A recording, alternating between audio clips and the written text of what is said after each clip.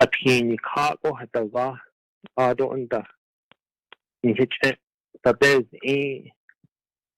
hat egita honet aho hat egita yego na hot hotlen kola hat ko hot hebet hana jotanzo forgotten hati kha ko okot hot pasulao la yat tole he alban sa case he host outland sa case la yat tole John he koto hota agency case not on me clinic ko kwanda the whole the shit yo ya taka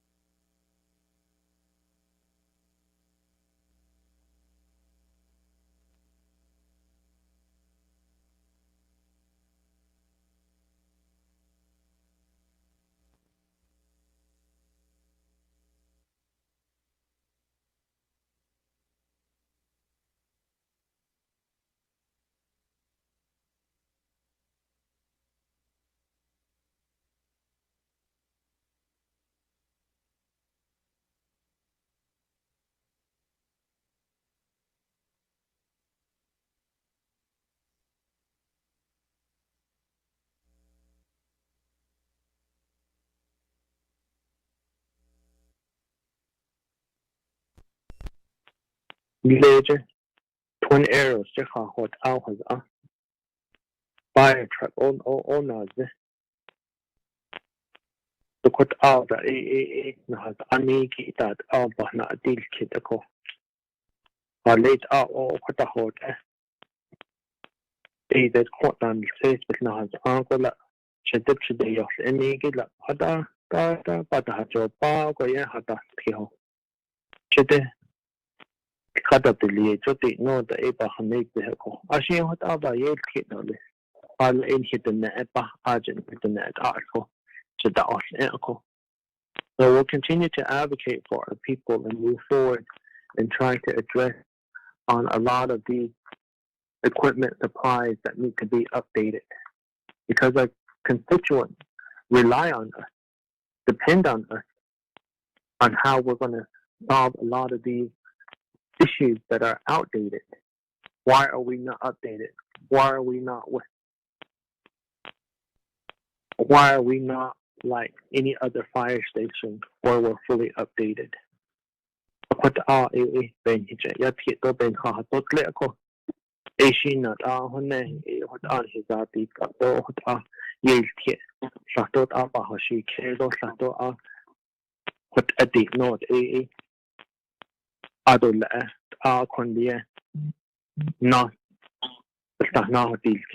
Ad ashon but ada ayat eho hala anati sehako yat egi bikinati kasako okon the she adot aho shin koto himi ta bayanane kito lesako hot nj hetni think chinala ado ha kot isad mani the hanana sito lesni hitana kanido shinal ha chahun lagi honorable Gina Charles Newton. Thank you. Well, Shanella, Honorable Vince James, with that, Mr. Chi, the floor is yours. Thank you, Madam Chair and committee members. What's our plan to help other departments on Navajo Nation?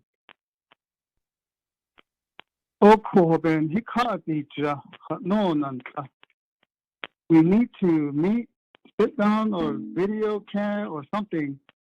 We need to hear the needs with a dollar amount, from training, personnel, to equipment, to vehicles. And of course, maintenance on these equipment are also a part of the funding and budget. And liability on equipment as well, even personnel. So the committee and my office were just asking questions, and we keep asking the same questions and just giving us advice. Things are already being done that has been relayed to different committees every year. So 1980, Navajo Nation Fire. only in the 2 years of funding of a little bit over 8 million, although the people maybe woke up because there was money. So we need to hear the needs.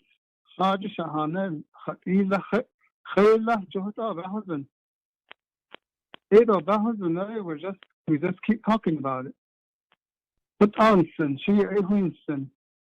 But I just found what I nanded Nashadet Nestran Hindo Nandet Nestrada. What I did no open hall condo. We need to hear the needs from the fire station.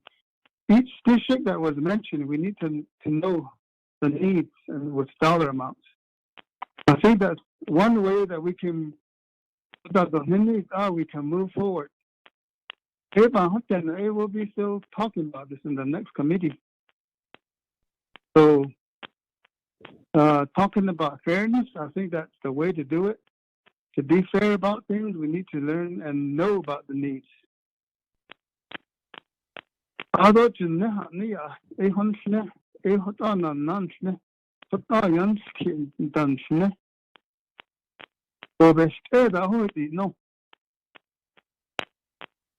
Personnel need to be routed back to their supervisors. Each of us has supervisors and handle those personnel issues at that level.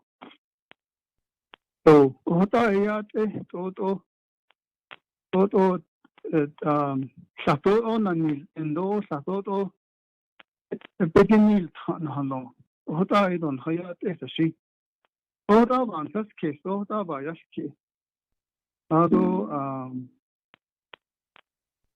so we need to learn or hear the needs, and then based on that, we can get the funding, if there's enough funding available somewhere. Madam Chair? Honorable James, go ahead. Yeah, that Nana, Mr. Chi, that not Hanin Sigi. The dog quaggy Nahanjish, Cohort Eda, late Bernardo High School, the LOC, Fancy Kai. Oko Ade, his Chehot on it, did a fire department, Bernardo Fire Department, though. Did on his and the hot. No, the Eastern at Ilia, don't Eastern Italian. I thought that the heart is Neto cut out at Oxley. We could ask Kate the Hona, so quite a happen on that. A cook at Nana teacher. This one on record again. I emailed a document to my colleagues on LOC and then to Ms. Spencer. So for you, Ms. Spencer, I'll ask her to forward you the document that I just emailed to them. To you, Mr. Chi, in regards of the request of the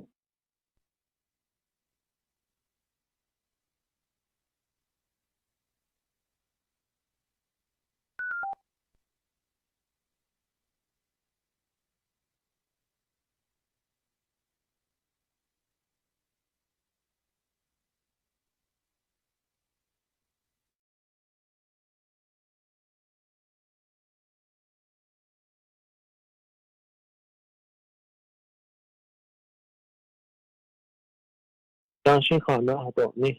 Johnson Hoyt out in Haban Sanana Kistoli.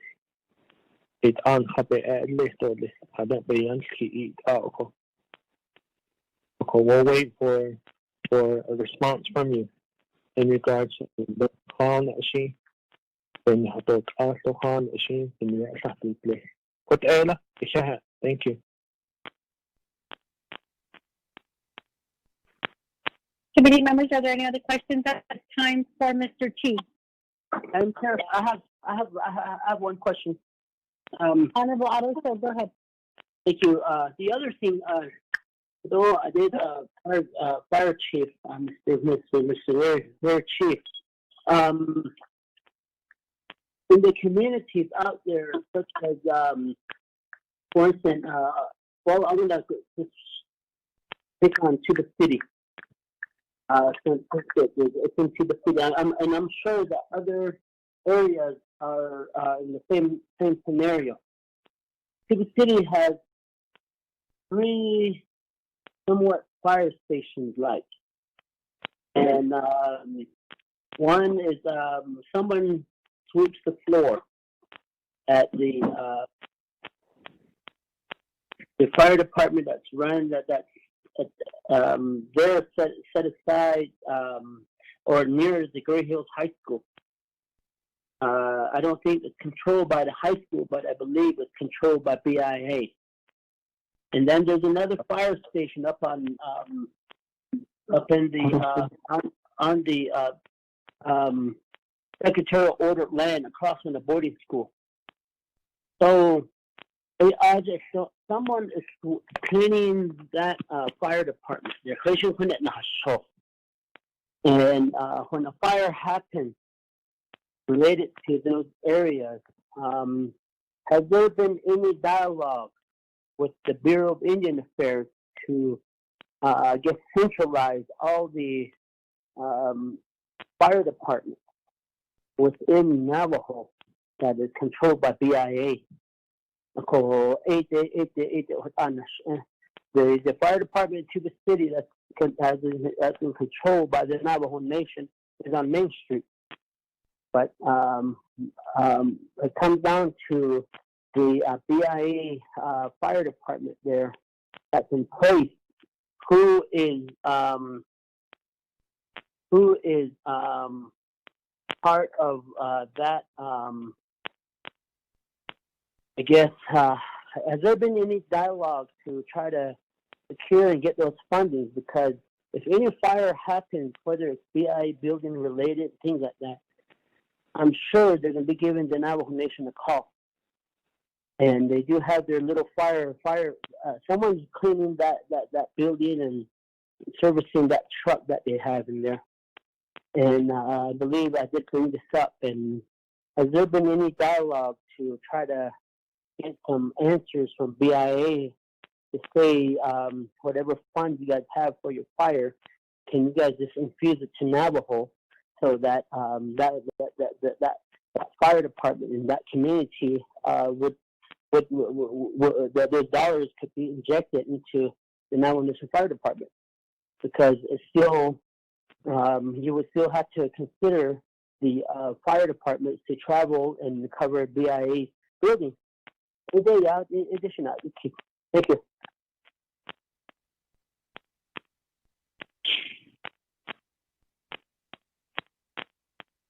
Are there any other delegates with any questions for Mr. Chi at this time? If not, I'm going to turn the floor back over to Mr. Chi. Mr. So here. Madam Chair, this is Delegate Brown. Honorable Eugene So, and then after Honorable Ms. Daniel Brown. Honorable So, go ahead. I had opened city and very so loaded. When they get it is market. Beyond there, part of that percentage, the fire department gets us. There's a fire department, hold for the police station at the hold fire. What I has very bad to prevent that township. No, everybody I did come from it over and just keep. But call that this stuff, I don't know. Although, regards to this fire department, it seems like the state and the federal and the county and Navajo Nation, they all have liability in regards to that emergency. The states have schools like generally, it's saying that I made out of me, I can't let us cut. The correct the fire department, hold on, up there. And then I got the DES there, and I got some Navajo Highway Department, etc. See that, she had architects regards to fire. And then federal, originally, she was how Kaya. So that in so that the prison land in custody, no. BIA. They located has office aircraft, but they still have offices. They still operate. They are on the Harris I. But the Sahel instead of the fire department, county, down. So that's it. Say, manage and Patchy County, Catch Shirley. They got a little fire department, but nothing those need to protect himself. I don't the Navajo Nation AOA crowd. And then the next question, he said, right, chapter now, there's all connect or stuff. How did I lay up this the fire department? Hold on. Maybe just some issues and some questions the kind of like I'm concerned about. And other emergency things like DCDC that would be energy, other FEMA that would be in regards to that issue for us to have a fire department. We have an emergency in regards to fire. They do help the police department because like they help them out too. So there is on the highway department, we have things now. They the gas that's stuff Navajo Nation. So that's it off the Saban this case. The fire department has on top of road, I don't either. I think we need to if we're going to resolve some issues because to these we need to ask questions because of these officers from state, federal, county, and how do we tell that she took how we're liable to the people that are working. All Winston. And I they open state again right now. And around here, that is what section of a cotton so did all that has now his safety. And that's on the house of the Navajo Nation Council on the people. So, so these are some of the things that I think needs to be considered state, federal, county, Navajo Nation, how they can get together and help their employees within the Navajo Nation. Thank you.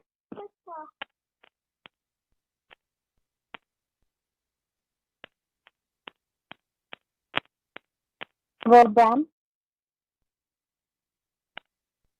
Thank you, Madam Chair.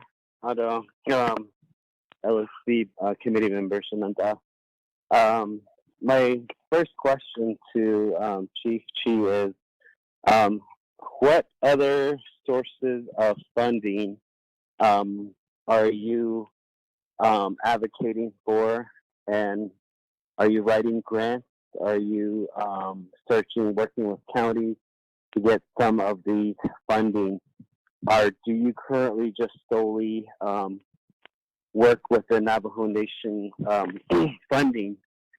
If so, I'm gonna request to put you on the Budget and Finance Committee meeting for a report in the next coming month. And how can we help you to get additional funds if that is not helping, right? If that's not happening, because at the end of the day, what you're hearing from us is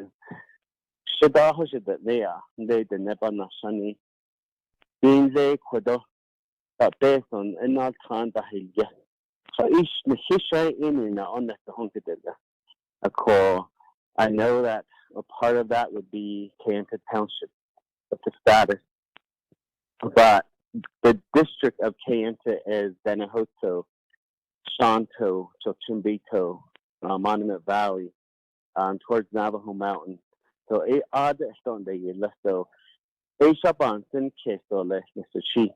that it is within the 10-mile square radius of Kayenta Township. The tax dollars can only be used in there legally by policy. But the Kayenta Fire Station and our firefighters leave the Kayenta Township boundaries every day. They go outside the boundaries. So therefore, I will work on the legislation, and you will be seeing documentation from me and the Kansas Township and whoever. So I'll be moving forward with this. But at the end of the day, I thought I can't see so the mini start with a best I think we just need to do equal distribution and to all the fire stations and think of other ways to bring funding to our. I mean, the reason why I'm saying this is before Township had took over or we were working on that, and when it was a volunteer fire station, it was the Kansas Public School teachers were writing grants, and that's how they were able to pay some of their bills and so I'm interested in how are you being creative in bringing some funding. Maybe we need to bring in a grant writer. Maybe we need to work with capacity builders and work with on multiple grants. So we need to find other creative ways, and I want to help you on that. And my second question was future trainings that Kansas is requesting our firefighters. What's the process for us? My understanding is we did forward you our costs, our needs, because I did request that last year through Township. But I'll go ahead and forward that to you again once I get a hold of that. But we are on the verge of creating a legislation. We're just waiting for the Kansas chapter. So just to let you give you a heads up, and then also I would like to give you enough time to come to Budget and Finance and see how we can work on this. So I appreciate all your work. So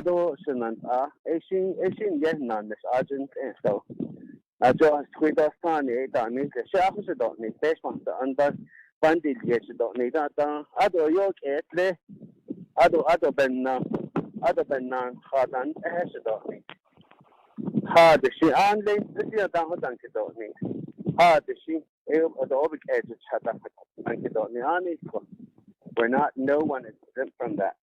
So, but in the spirit of working as a team, and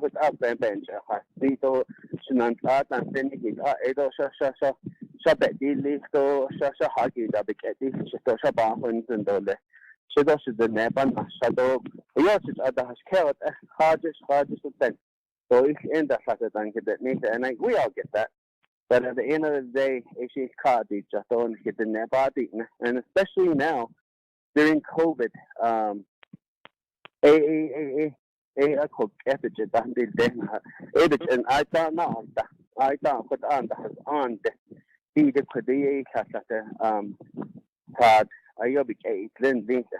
of course, but I mean, I actually that I go to Facebook and I sometimes I vent there. Then I erase it after a little bit. But and I'm standing and I'm going to look to your leadership on how to get more funding, and then I'll be on standby to help any way I can. Yeah, thank you, Madam Chair. Honorable Brown, and thank you for joining the Law and Order Committee meeting today. Committee members, are there any other questions at this time? So, Mr. Chi, the floor is yours.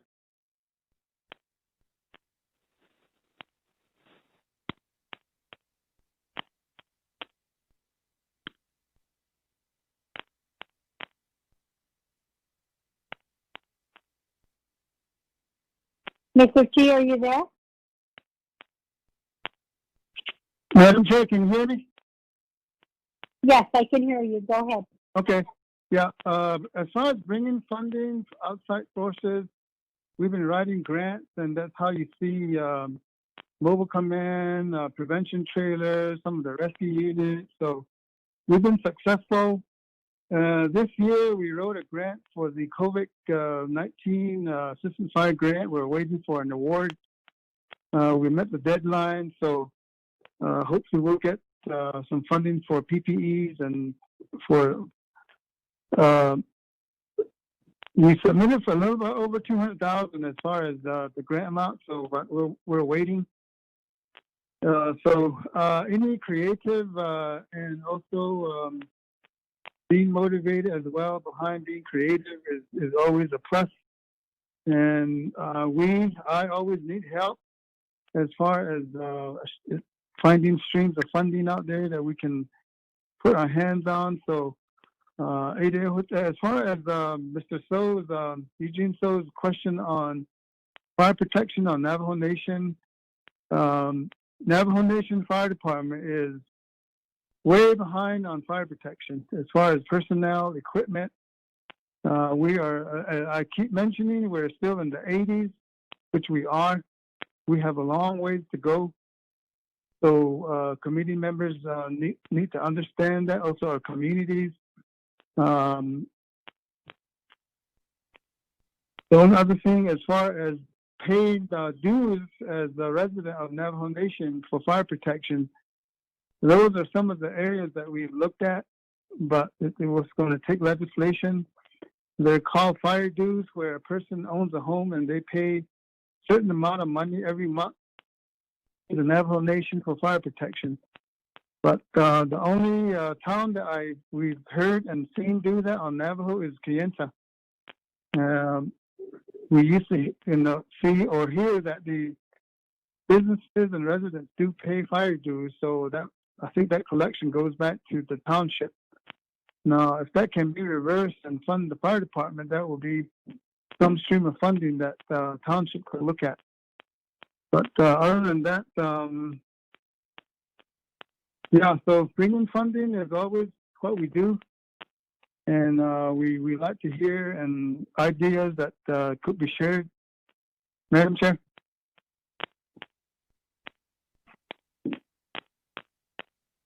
Thank you, Mr. Chief. Committee members, are there any other questions at this time? Madam Chair, I have one suggestion. Honorable Otto So, and then after that, Honorable Eugene So. Honorable Otto So, go ahead. Thank you very much. The other component that we could look at is, how the home site lease dues related to the annual lease rental is usually paid to the $1 a year. After your then it changed not too long ago again and increased by so much. But we could change legislation. Hold on. Somebody who's listening in with a child in the background, we can hear you. So please put your phone on mute. Honorable Otto, go ahead. Okay, thank you, Madam Chair. We can tap into that annual rental fee that is paid by the home site lease individual that has a home site and approved lease. So, like for me, I have a home site. I already many years ago, it was $1 a year, and I went ahead and paid my $65 already to the nation to cover my lease rental.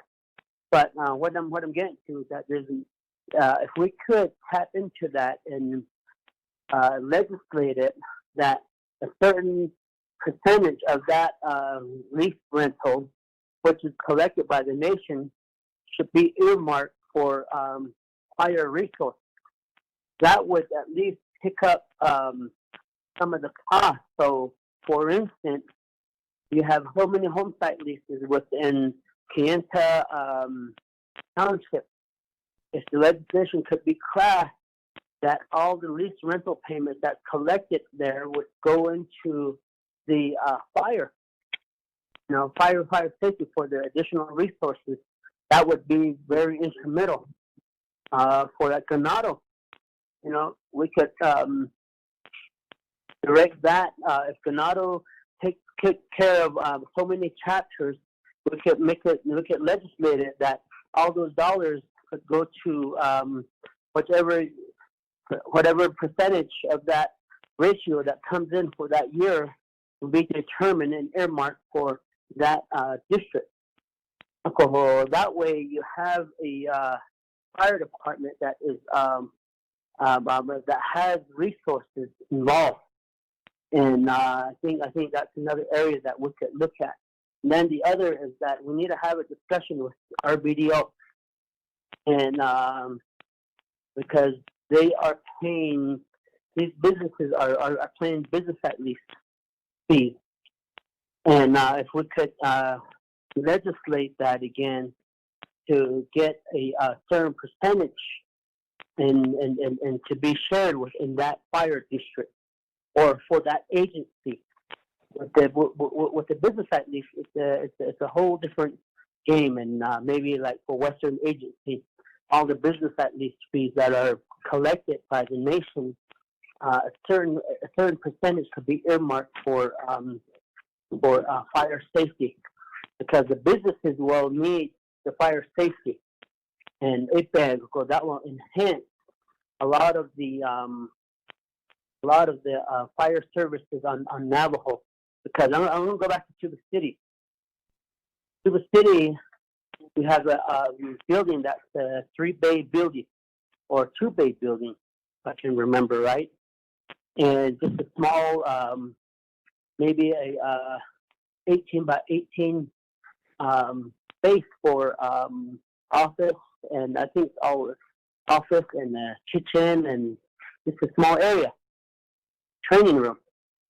And so Tuba City services like almost Cameron, services Cameron, coal mine, as far as Honolulu, as far as Gap, probably as far as Kapama, Chi, Abato. And but what I'm getting to is that those lease fees that are coming in from the home site, if we can take a certain percentage away from that, that way the fire department would have adequate services. Same thing for Kayenta. I'm not too sure how far Kayenta extends out on their fire safety. The way I understand is that Kayenta Fire Department goes outside the township boundary to provide that service, because there's no other fire department providing services. So those are like for like Chibito and Hoto, maybe even as far as out to Shanto, Navajo Mountain, Inscription House, La Mesa. So if we could look at that, I think that would start, because those dollars are coming in every year, and I think if we could craft something to change the policy, to amend it, I think we could do that to get additional resources for our fire department, and it will possibly help with the expansion of the services out there. Oh, and same thing for Manani's area. Vince James, his area is in the same scenario, you know. And then and that equity is what I am looking at. And but thank you very much. Honorable Eugene, sir.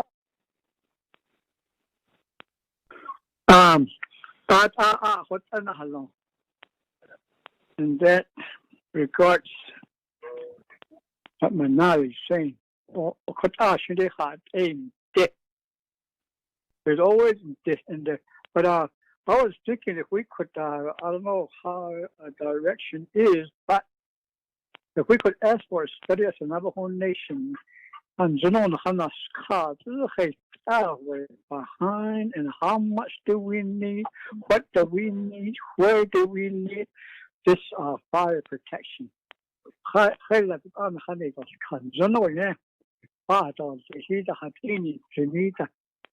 think we need to update ourselves and try to protect the people. And I think we need to start it maybe yesterday. Thank you. Honorable May Brown.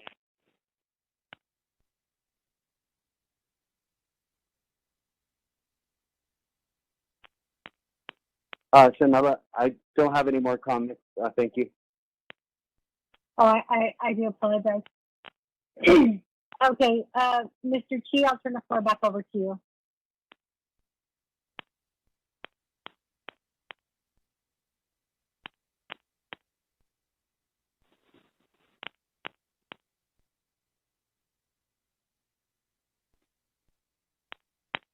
Hello, Mr. Chi? Madam Chair, you there? Hello? Yes, we can hear you. Go ahead, the floor is yours. Okay. The ideas that are being shared now are good ideas. It needs to be shared with the community and also supported by community. Obviously, it's going to go back to the community to vote on it at the chapter levels, and then legislate it up towards this way so that we can all support it. And that's, I think, one of those things has to happen. And there's a lot of moving parts when you talk about fire protection on Navajo. And there's, as far as protecting homes, protecting individuals' residents, their property, their whatever they have, vehicles.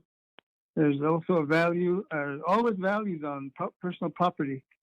The other thing is commercial buildings like Bashes, NTUA. They have a take in fire protection. A lot of these bigger buildings have their own self fire protection, like the standpipe sprinkler systems. But those are a lot of those are self-insured to protect themselves from fire and other emergencies. But if we're talking about residential private homes, that will need to come from the community through their chapters, because we have to. There has to be a value put on these homes to put a dollar amount on how much even possibility of paying what they call a fire due.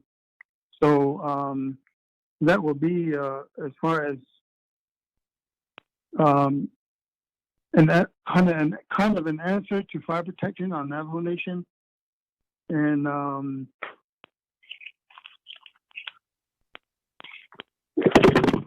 I think that's it, Madam Chair.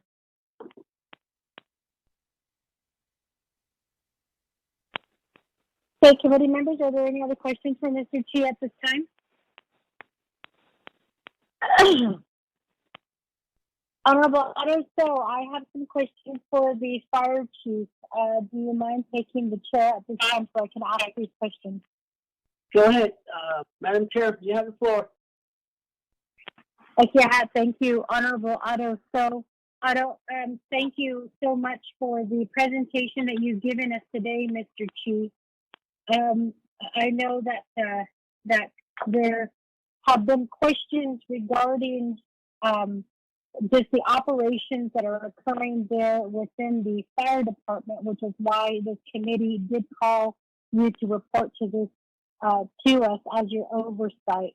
So I just want to remind you, Mr. Chi, that per the Navajo Nation Code, under Article 4, Section 600, the establishment membership purposes of the Law and Order Committee, number 5 states that, actually, if you look at the Law and Order Committee is hereby established as a standing committee of the Navajo Nation Council. The C says the committee shall use in and exercising legislative oversight over courts, administrative legal tribunals, criminal defense, legal defense of the indigent, juvenile justice, corrections, law enforcement, emergency management for the following purposes. And if you look at 5, it says to enhance the operations and coordination of all departments within the Navajo Division of Public Safety in order to increase the availability, quality, and effectiveness of public safety services on the Navajo Nation. I know that this committee has been called into question about the, quote, micromanaging that has end quote.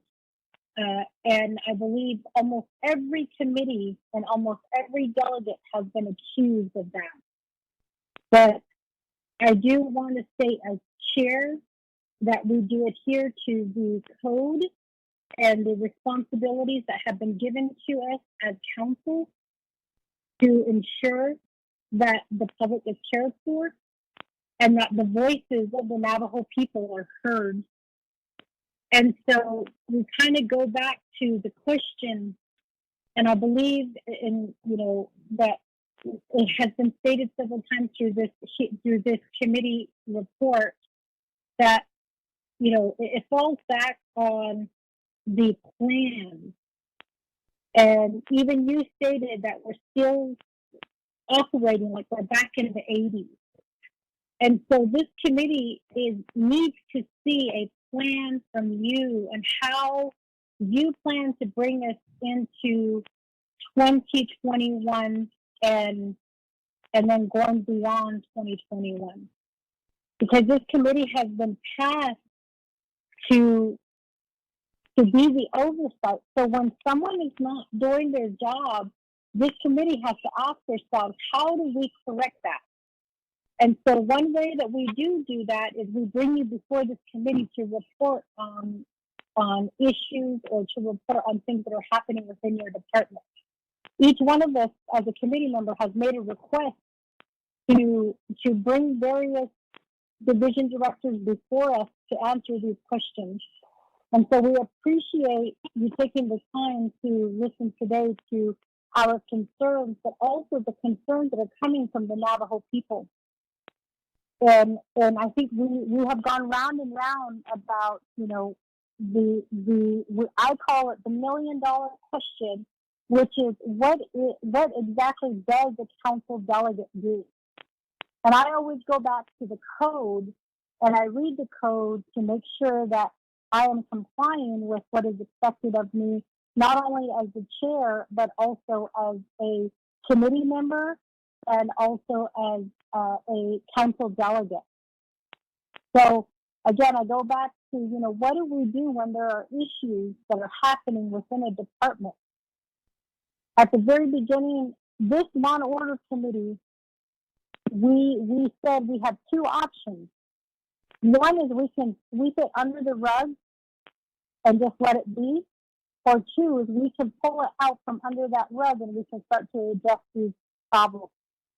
And I can say that I am very proud of this committee because we have brought to light some of the big issues that needed to be addressed. And right now we are talking today about the fire department, and we are talking about our first responders, especially during COVID-19. So again, I do appreciate your time, and I just want to make that clarification that this committee holds accountable those individuals who said, I can do the job, that what the Navajo Nation is asking for in their job duty requirements and their qualifications, I'm going to apply for this job because I know that I can do it. So I want you to understand that first and foremost. I think it's really important that we hold, again, those individuals accountable, especially when we're hearing things from the community of the needs that are out there and of the concerns that our people bring to us as delegates. And then I hope that by saying that you do not deter your employees to not communicate with council. We have seen that already from this executive branch. We have seen the emails. We have seen the memos that have come out asking division directors or employees not to cooperate with council, and that doesn't achieve anything.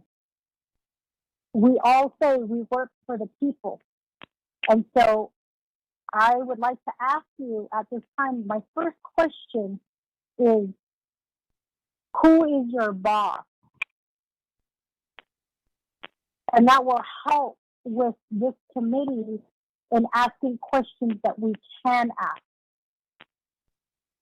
My next, so I'm going to go into the concerns that I have.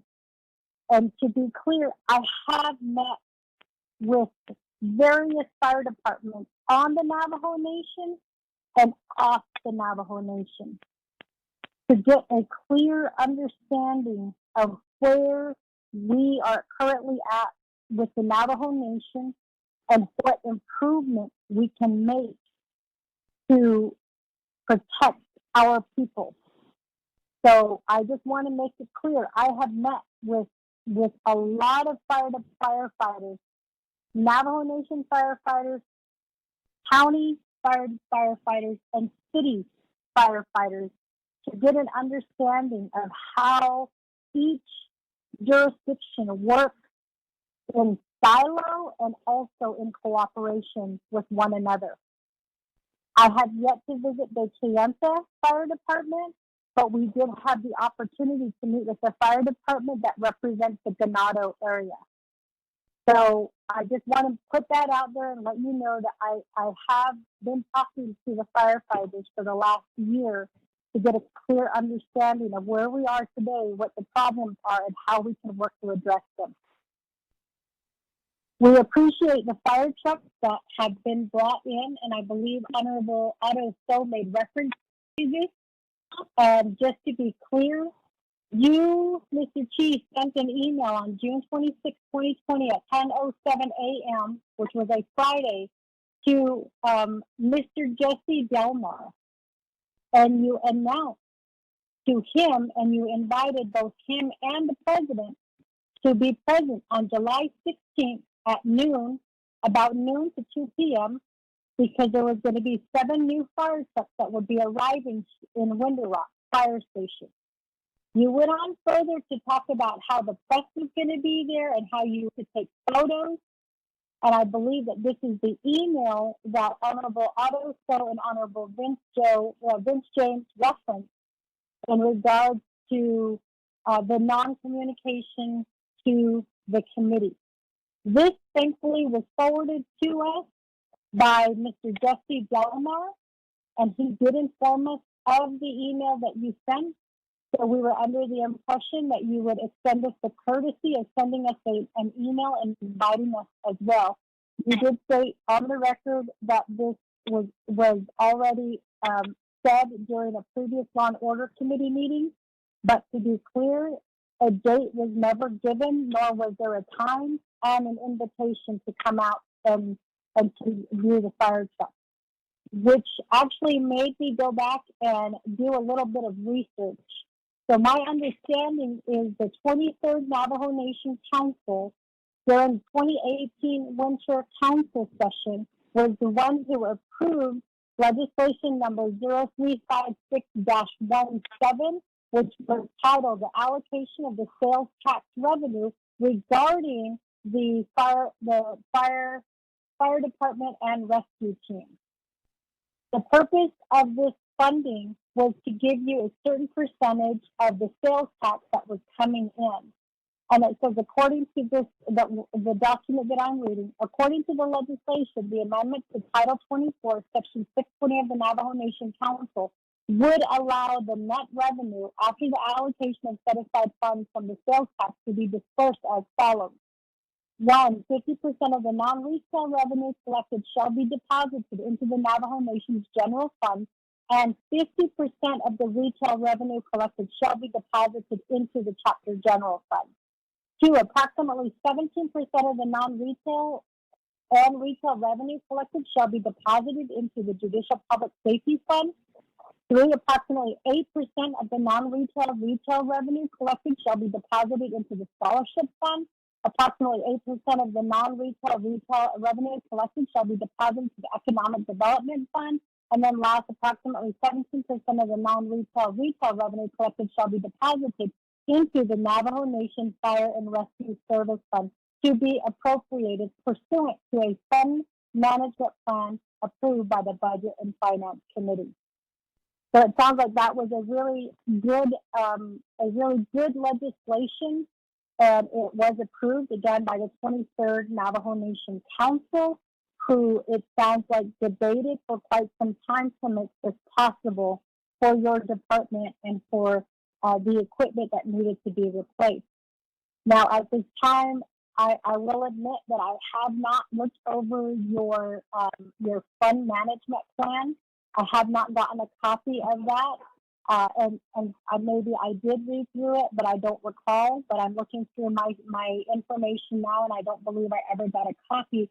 So I'm wondering if that's where your plans are, because I want to go back to what you stated about us being our services and then our equipment are those that are back in the 80s. So I want to remind you, Mr. Chi, that you applied for this job. You said that you were qualified to do this job. So I want to know where your plan is and how you plan to upgrade our equipment. I did learn, talking to the previous fire department, that there was a certain type of fire equipment that was purchased. I believe they referred to it as SCOT. But you made the decision to go to ISI. I did research on this company, and I understand that ISI, I believe they're in a lawsuit, and now there has been a shift to go back to a different type of equipment.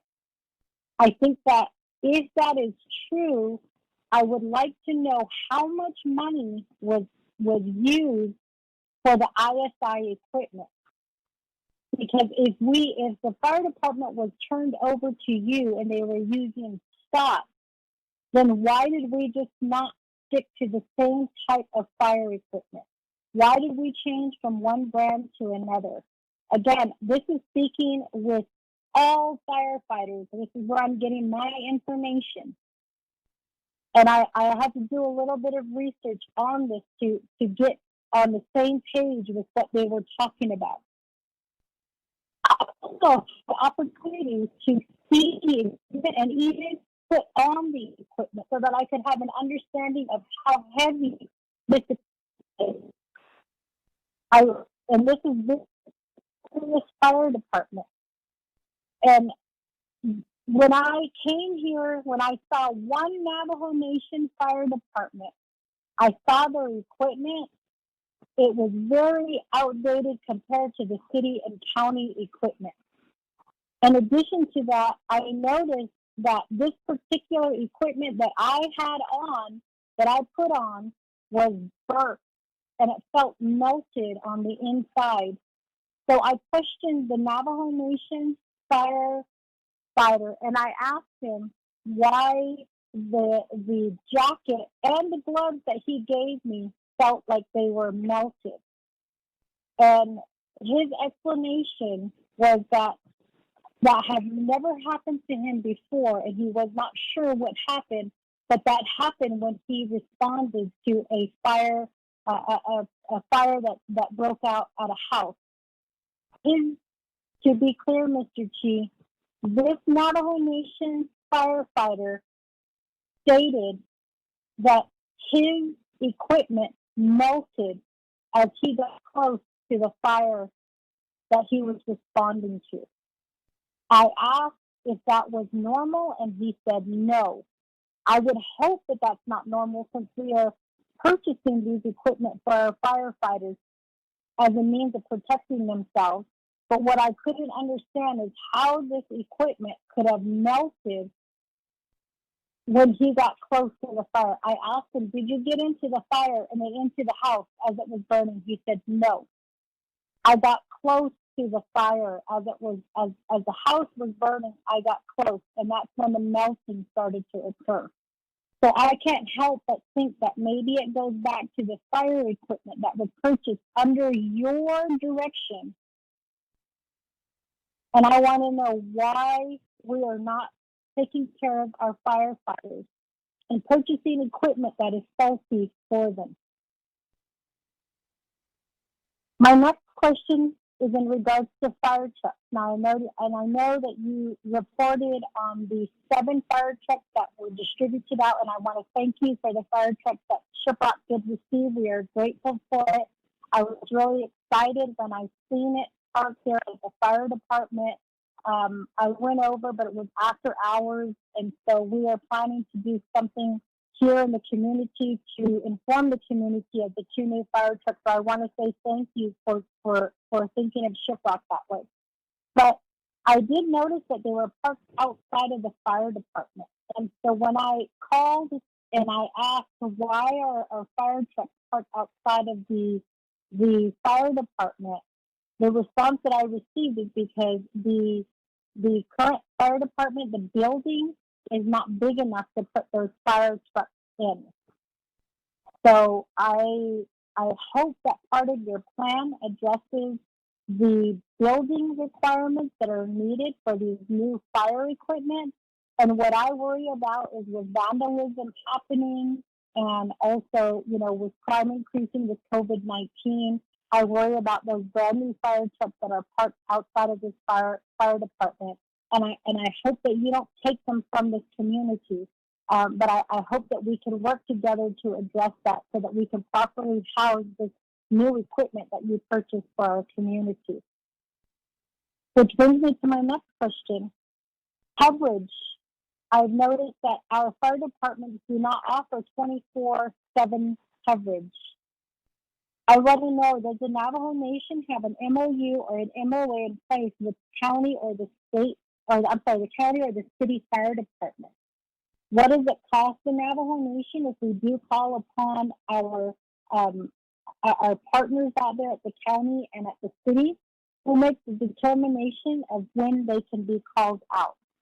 And then I also visited the Shiprock Fire Department, and during my visit, they received a phone call, and it was very, I was very glad that somebody was in the office during that time. But when I asked them what their shift is as far as offering 24 hours a day, 7 days a week coverage, they looked at me a little bit surprised, and they said, we don't offer 24/7 coverage. Like there's not anybody here. And so I asked them, do you guys have a beeper, or how do you guys communicate? There was the response that they do not have a beeper, but they text each other when things are happening. Somebody's phone is not on mute. Please mute your phone. I also asked, whether they have a dispatcher there at the fire department, because when I visited the city and the county, they do have a dispatcher that's devoted. Actually, the dispatcher at the county, I thought it was very interesting. The dispatchers at the county cover the police department, the fire department, and the EMT, so they cover everybody. The city does have a dispatch center, and they work directly with the fire department. And so when I questioned about the dispatch center here for the Navajo Nation, my understanding is that the dispatch, like any calls, goes through the Navajo Nation Police Department dispatch. And then the fire department is then contacted. But there is a gap in between the time that a call is being made, asking for assistance on a fire, to the time that the firefighters actually receive the call. And because the firefighters are not 24/7, many of them are having to drive in from their home, which could be maybe a few minutes away up to an hour away, in order to be able to respond to these fires. So I want to know, again, what your plan is for offering 24/7 coverage. My next question is, I want to ask specifically about the firefighters, because this was a question that I asked the city firefighters, the county firefighters, and with the Navajo Nation firefighters, I did ask the question. They were honest with me, but I want to know, how much do your firefighters get paid hourly? And what can we do to increase that pay?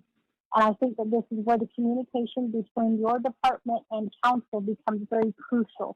I understand that during budget session, you did present us some budget information, and with that, there was information about personnel, but I do not recall seeing anything in last year's budget, and I have the binder here with me right now in my office.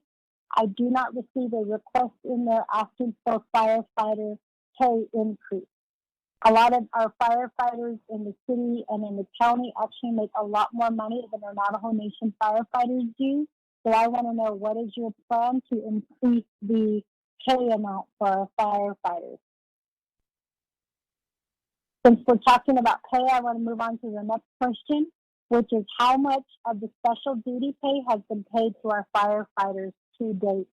I actually just sent an email to the Office of the Controller asking them that question, and I am awaiting a response from them. So I'm hoping that you'll be able to answer that question, because I think it goes back to the administration within your department and supplying the proper paperwork so that we can ensure our firefighters are paid in a timely fashion, and more importantly, that they're paid period. There's also still questions about overtime pay that I think that we still need to discuss. And I want to know why overtime pay has not been paid to our firefighters.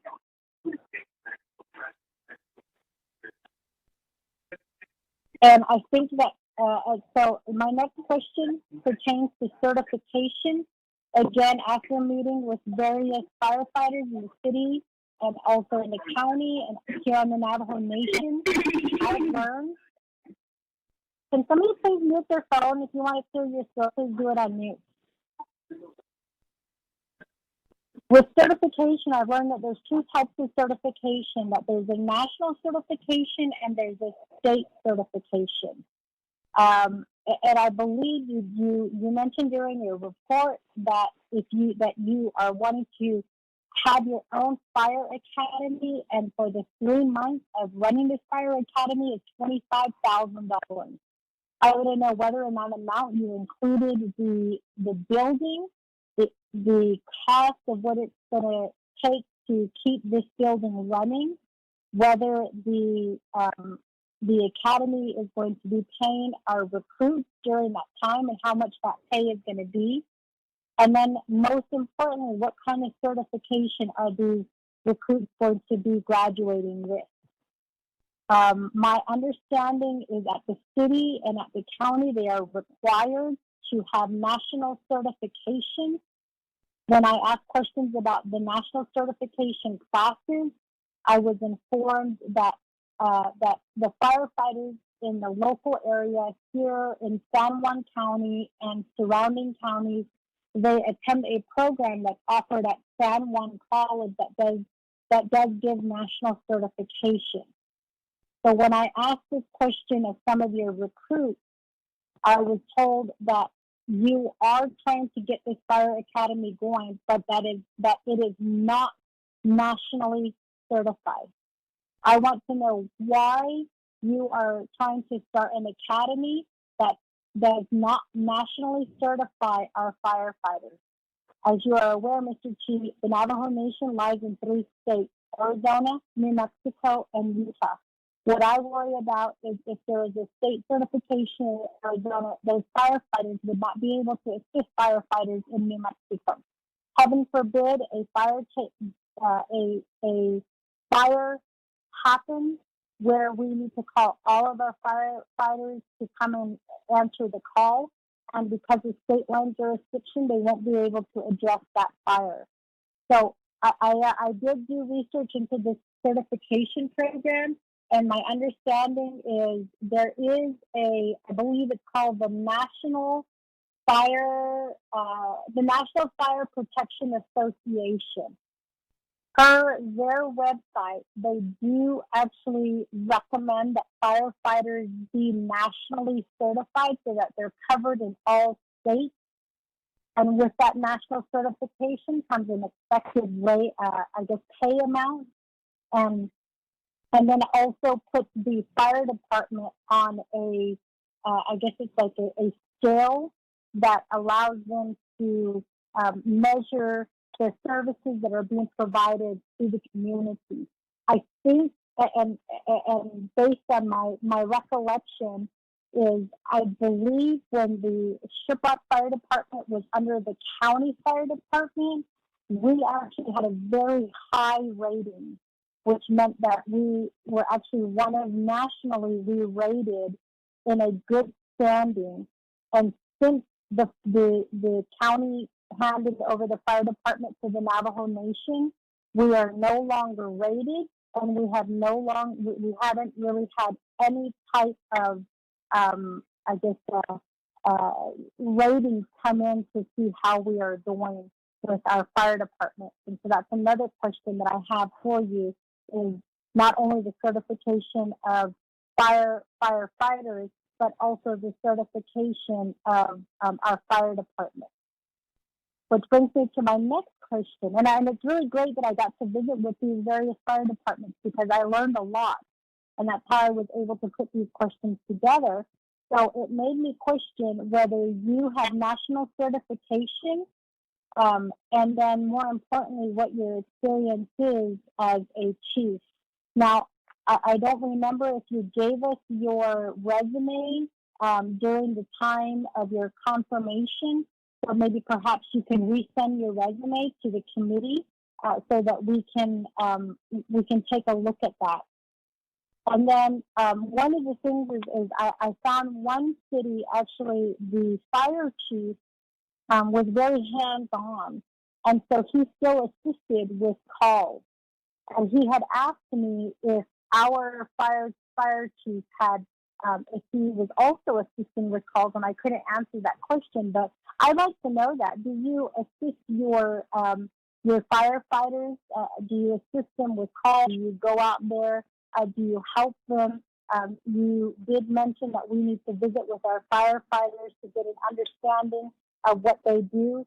And I did request to do a ride-along, but because of safety concerns, one city did say that they would take it into consideration. The county, they haven't got back to me yet. The Navajo Nation, because they're not 24/7 and they don't know when there's going to be a call, it was kind of hard for them to say whether or not I could do a ride along with them or not. But they also did say that they would need permission from you.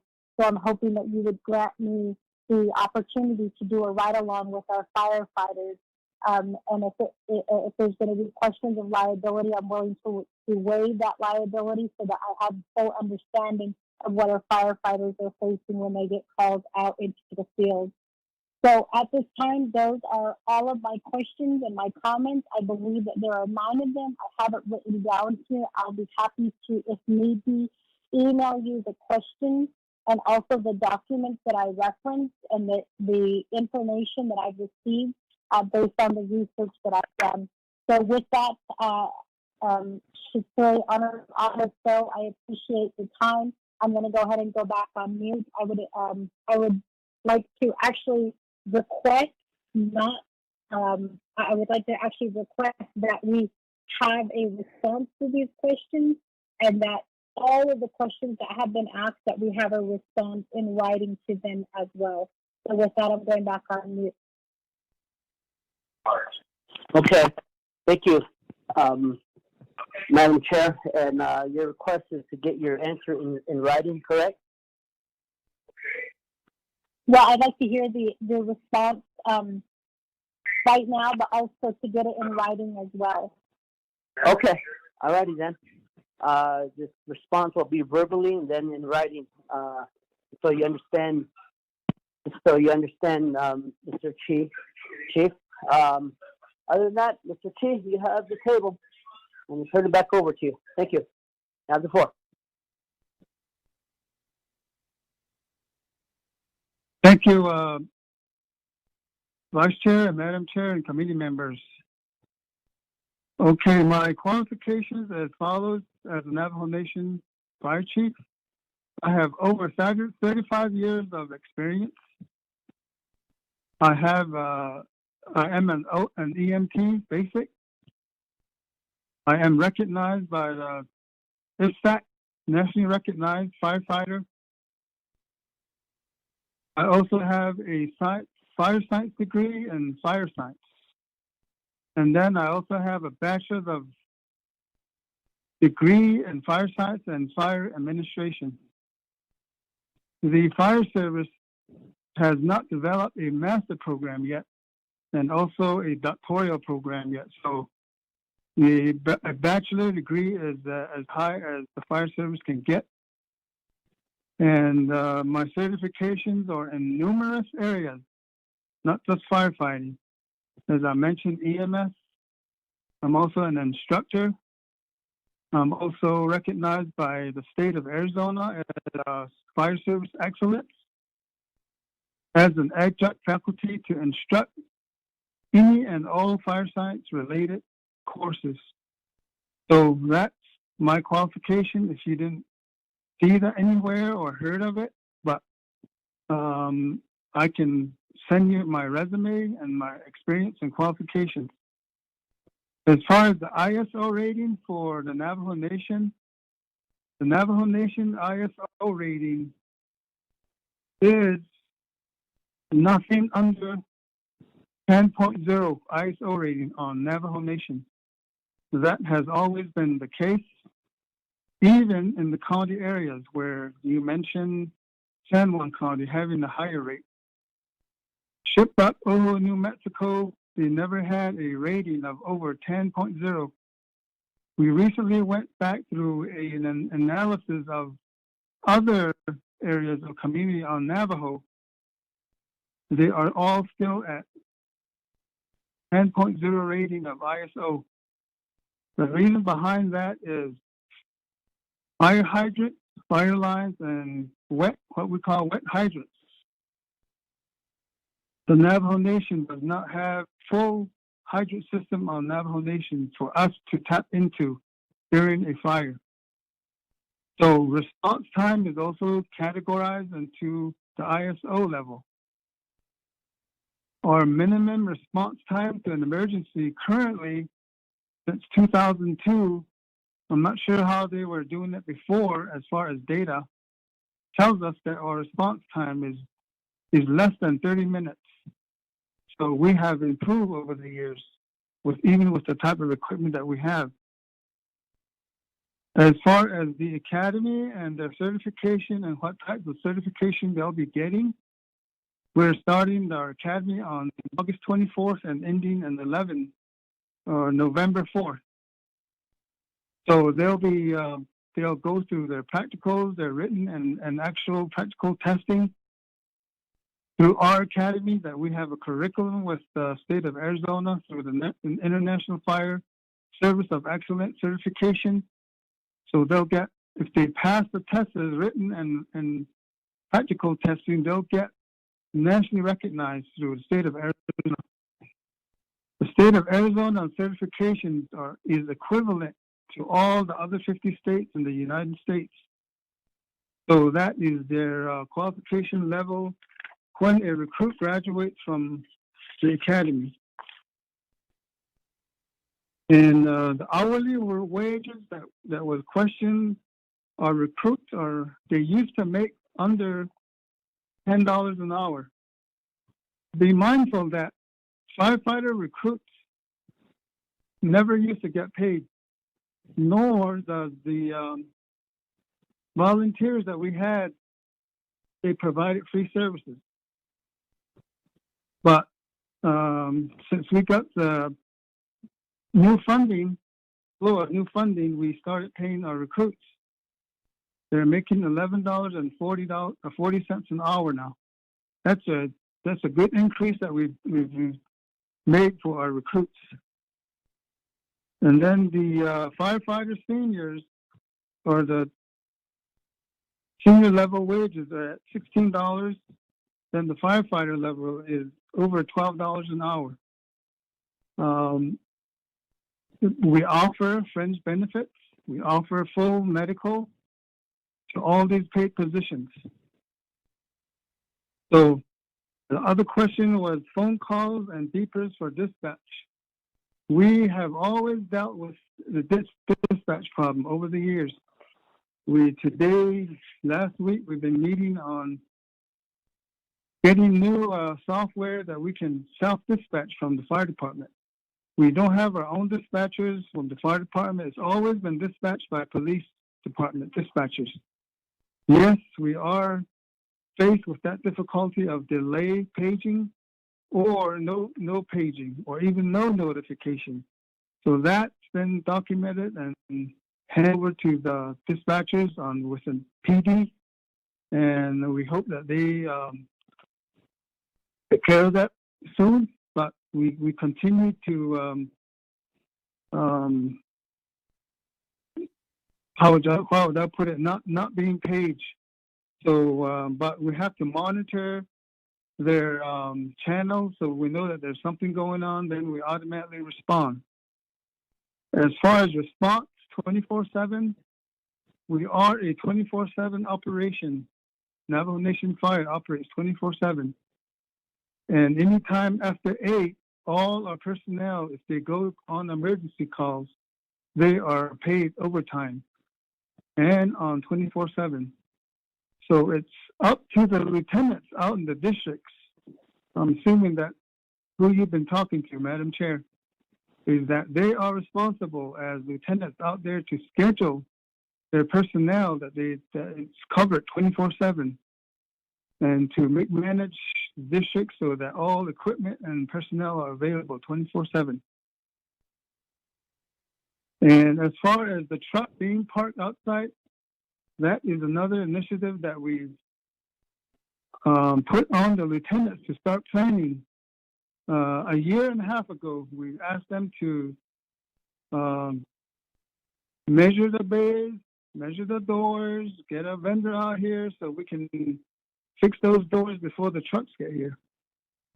Unfortunately, the trucks got here and we didn't receive anything. We tried getting more bids as of last month. Of course, those bids they need to be updated. So we're working on that as we're talking, so we can take care of that issue with parking the trucks inside. And the comparison between the old ISI SCBA, ISI went under and no longer doing business in building ISI SCBA packs. They felt ISI, this is what we heard, is they felt that they need to get out of the fire business, meaning that they were not selling as much as to other areas of use as far as SCBAs. But they keep working with the government, the Air Force, the Navy, and the military service to sell them the packs. But as far as local government departments and public fire departments, they stopped making the ISIs. So as of last year, they stopped making the ISI, and we were told you have to go somewhere else, either Scott or 2 different other companies that were making SCBA. So we followed the procurement with the Navajo Nation. We followed the bids. We awarded the bids, and we awarded the Artesia Fire Department or fire equipment to get the new Scott packs from them. They're brand new, and then they also included free air bottles with each air pack. And the total amount, as I was asked to provide, is $784,585 that we spent. That was purchased, and the firefighters and the crew are out there. They're using it as we're talking out there, responding to calls. And my boss, as I was questioning who's my boss is Mr. Jesse Delmar, the Division Director of Navajo Department of Public Safety. So that's who my boss is. And as far as going over what the council is responsible for, job duties, holding programs accountable, concerns that the Navajo Nation Law and Order Committee is well asked these questions. So we understand that. I understand that. Being working for the tribe for this amount of time, I went through 4 different administrations. So I understand the ethics also that applies to all delegates across the Navajo Nation, the do's and don'ts.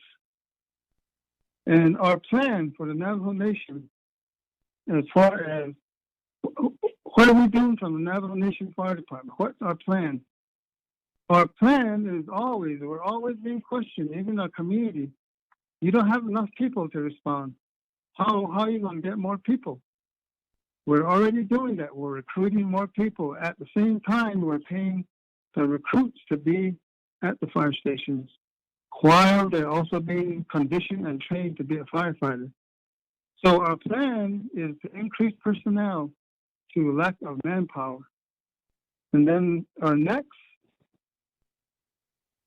plan is to equip all our personnel.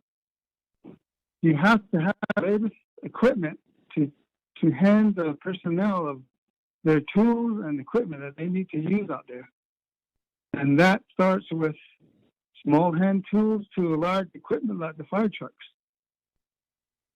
Now, you can't have a fire truck without training, and personnel have to be trained how to use that equipment, down to the smallest tools. So training is also a priority in our plan. And that includes academy, how we condition the recruits, how we train them, and where the certifications are coming from. And another priority is facilities. Mention of facilities that are outdated. We agree with that. I agree with that. Navajo Nation has abandoned us years and years of neglect as far as facilities to comply with life safety codes. And we are barely putting new equipment, new vehicles. We're barely putting and saving some of the older buildings as far as fire stations. Some are really old, back in the 80s. So those are the ones that's going to have to be fully demolished and replaced with new facilities. So we see that maybe 3 or 4 stations are like that, and that's across Navajo Nation.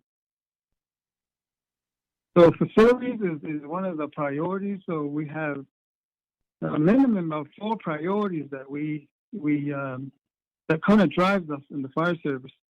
So one is personnel, the other is equipment, training, and then facilities. Then ultimately, the last is adequate funding. Now, do we have enough adequate funding to facilitate our personnel and equipment? So obviously not. Our communities and our constituents are still not satisfied. So how do we help that? How do we mitigate that? How do we fix that? Obviously, the current funding is not at ultimate level. So what can we do? How can we improve on what we have? In addition to helping other departments on Navajo Nation, the answer would be very easy, is to increase sales tax so that everybody will be covered ultimately.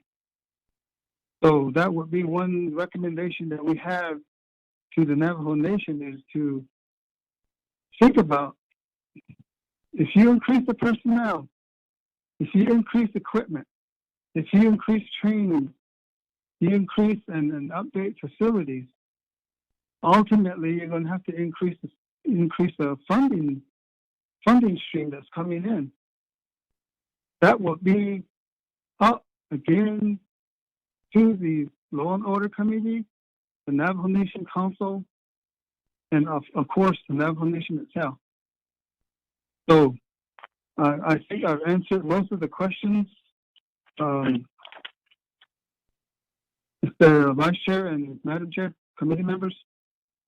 Thank you very much, Larry, Mr. Chief, Adon, for your verbal response. And I'm sure you wrote down the questions and just prepare to have it all in writing also. Follow up, Honorable Idaho.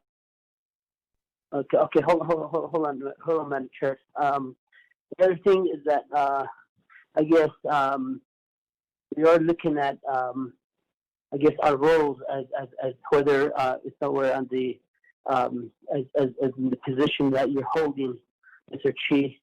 and then the whole positions that we're holding, just the whole to make sure that these direct services are being provided in a manner that continues to provide to direct services to the Navajo people. I don't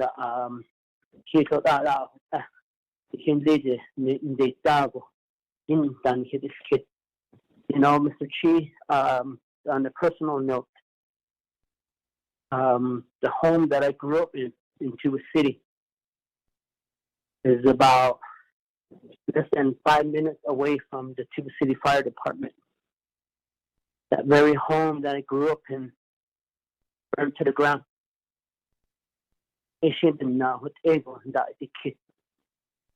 And the fire department. I want to be Shiaho so the and they shouldn't know what they go not the kid not la and everything pertains to funding and so forth.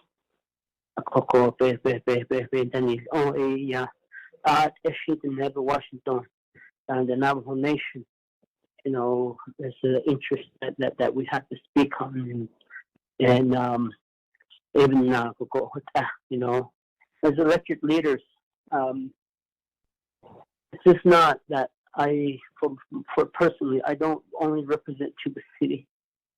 I've never Washington.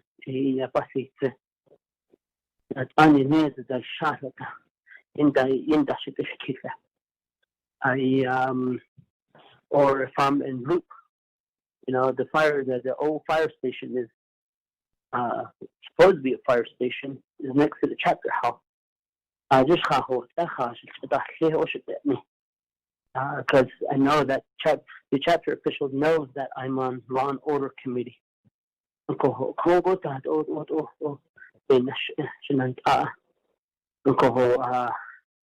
Very, very, very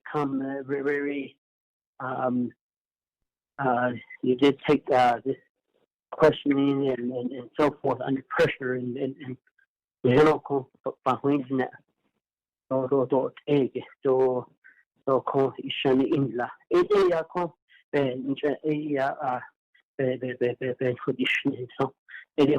Honorable Chair Newton, Charles Newton.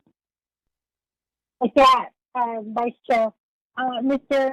Chi, I do appreciate the response and also this back and forth communication. I know that as Honorable Nate Brown stated earlier, you know, sometimes we, you know, I guess we're all taught differently.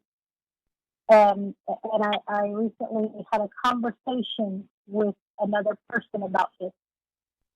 When people say I grew up traditional, to me that a chef is there. And, you know, that's kind of the way that our people, you know, especially our elders talk to us. But it was recently talking to a firefighter where it made me think, because this firefighter said, you know, our generation was raised differently. And it was, you know, what he said is we're very soft in that the way that the older people talk to us is harsh and it hurts. And, you know, it's hard to understand where they're coming from. So it was really interesting because I just had this conversation with a Navajo firefighter just last week. And it really made me think about the way that the communication is between, you know, between all of us. So as delegates, we're always told, you know, when people say things to you, you just take it. You know, and we've had people who have been very harsh in their words come to us and say things about the services that are being provided to them. And so, you know, all of this kind of goes back to what I stated earlier, which is, you know, if someone's not doing their job, then how do we correct it? And you said, you know, that communication. so I appreciate this communication. And my colleagues always tell me I'm very straightforward in the way that I ask questions. And so I always say I don't have time to mess around. I need to ask these questions and I need an answer for my constituents. And so I appreciate you answering my questions. And it kind of brought to light, I guess, the two questions that I have is that in regards to your recruits, how many recruits does the Navajo Nation currently have? And what is the longest time length that a recruit has been a recruit? I ask this because I believe I was told, and that's why I want to hear it straight from you, that one recruit has been a recruit for, I think, almost 2 years. And I think you only have 3 recruits. So if you could verify this information for the committee, it would be good. The other question is, you talked about your experience. You stated that you have been employed for 4 administrations. That's 16 years. And you also earlier stated that our system, our equipment, and the way that we run our fire department are like we're still in the 80s. So I think it kind of comes back to you, Mr. Chief, as a Matani, as a fire chief for the fire department. To me, it sounds like it comes back to you and your plan. So if we have been stuck in the 80s, to me, the way I hear it is we've been stuck in the 80s for the past 16 years while you have been fire chief for the Navajo Nation. And I don't know if there's any excuse for that. And yes, I think we can come back and say that it comes back to the money.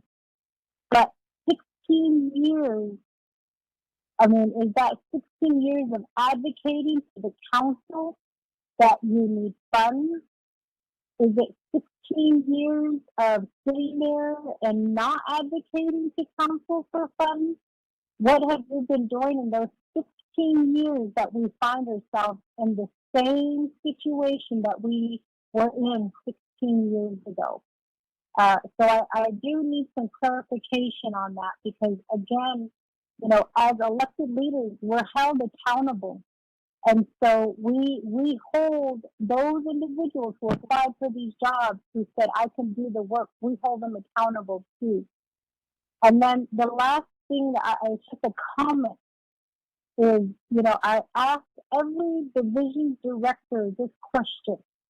And I asked you that question, which was, who is your boss? And you said, my boss is Jesse Delmar.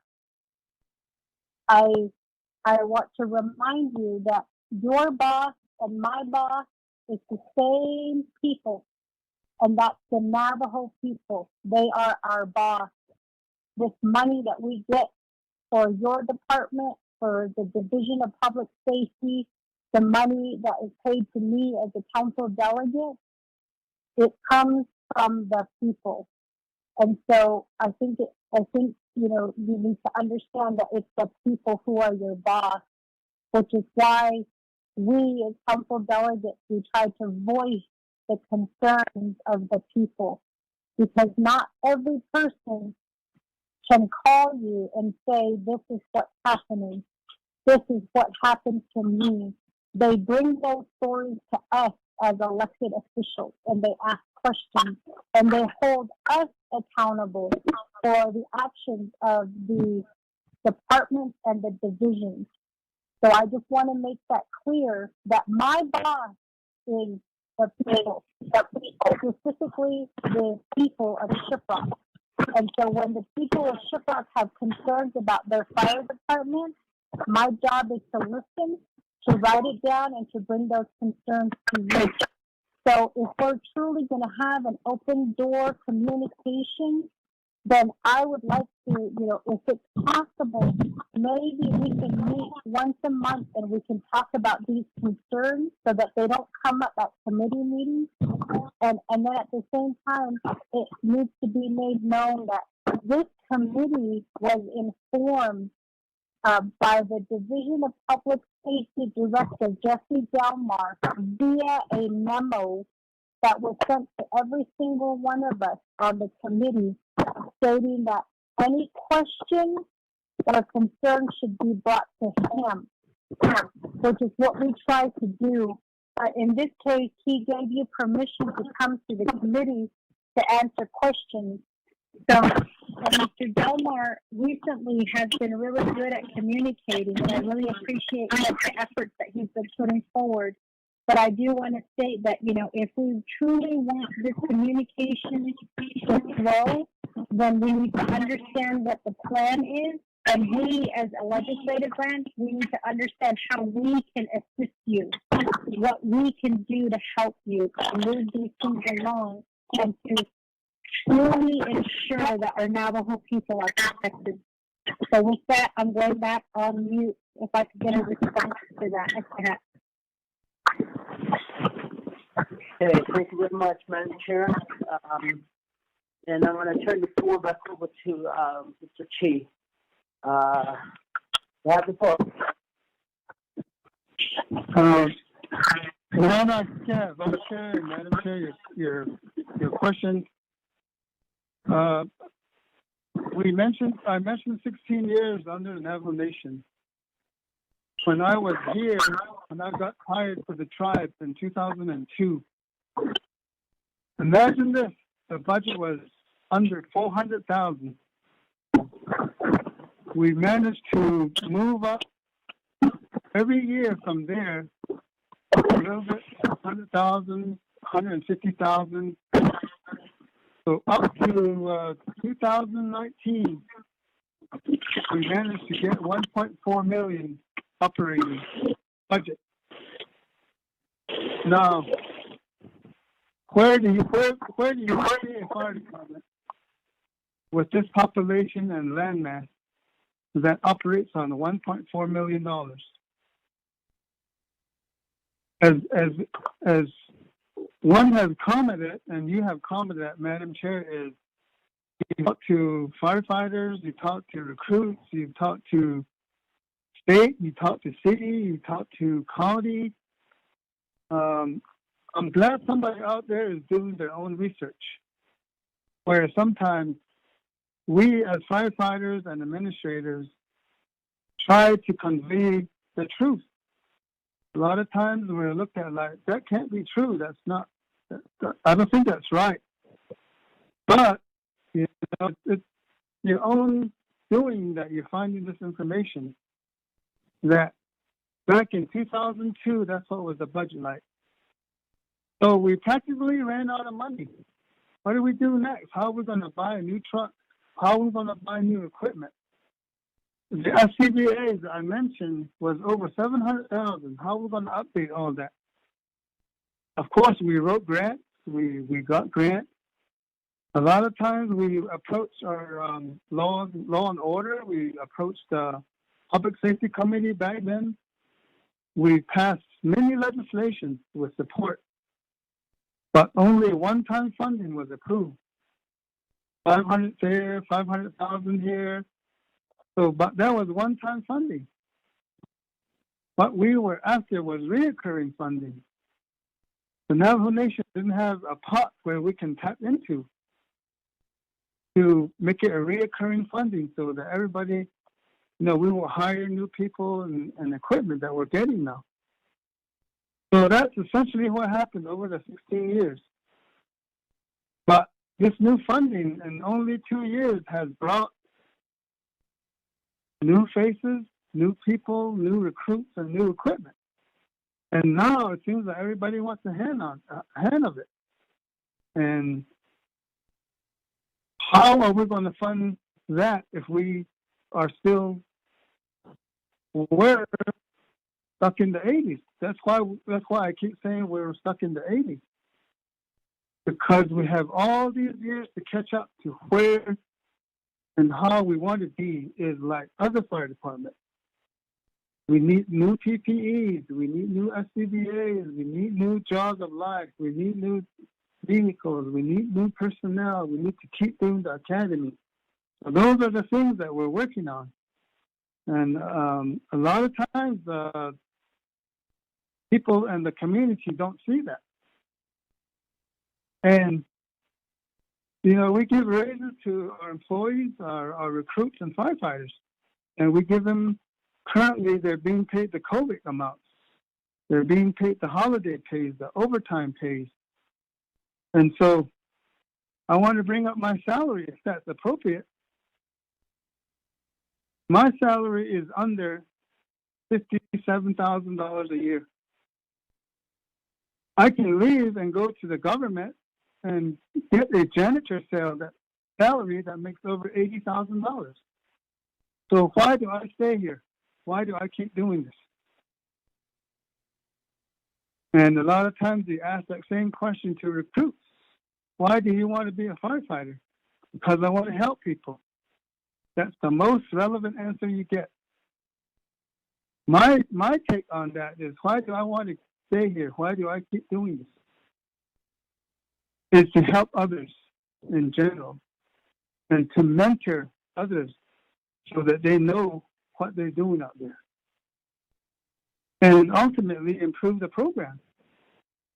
So that's what we're doing. That's what I'm doing. And I hope to answer that question of, what were you doing all these years? I don't think you're qualified for this position anymore.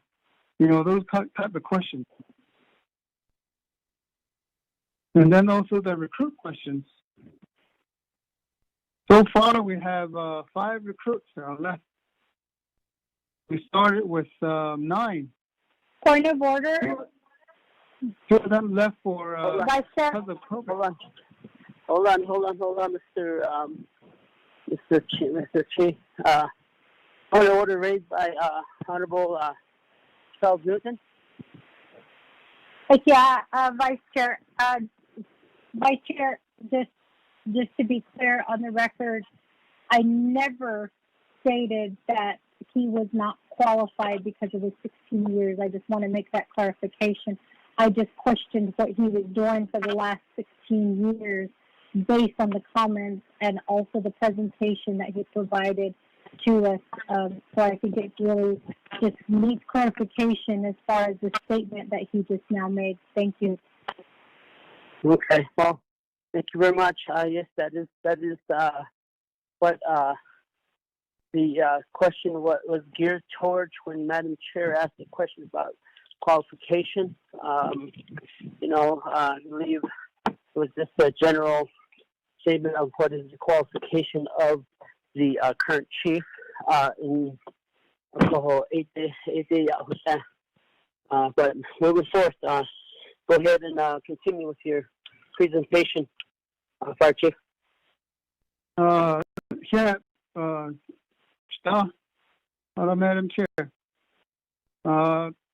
If this committee is requiring a written report, I will put that in the written report. And it's been alluded to. It's been said. I'm sure it's on the records. As I'm told, were recorded. So I'll go ahead and include that in the report. As far as the recruits, we started with 9, and 2 of them left because of COVID. Their family members got COVID. So they want to tend to their family members instead of being a recruit and away from their family. The other, they could not handle the physical agility part and the physical exam of the program. So we have 5 left as far as recruits. And they'll be starting on August 24th as far as the recruit academy. Mr. Vice Chair? Okay, thank you very much. This concludes the report, or your answers. And committee members, any other questions? Gonna go what? Hey, another. Mike. Alrighty, Honorable So. That's true. Redayatega nasis magadana so yes. Oh, it's so asman so so at it is kindle da not sinta. Sumata mayajita just twisted nan. Asagi ba it and hit the so by in a shoulder. That was such a good father. See, there. Then hit me yard. All I saw, look at this shit. We're trying to strive for one thing. Or share our houses, metal, don't die. Thank you. All righty. Thank you very much, Honorable Phil, for that comment. And moving forth on the agenda, I'll go ahead and ask one more time. Is there any other questions to the fire chief? Gonna go once. You go twice. Gonna go 3 times. With motion in place, we have a second in place. Is that correct? Doreen?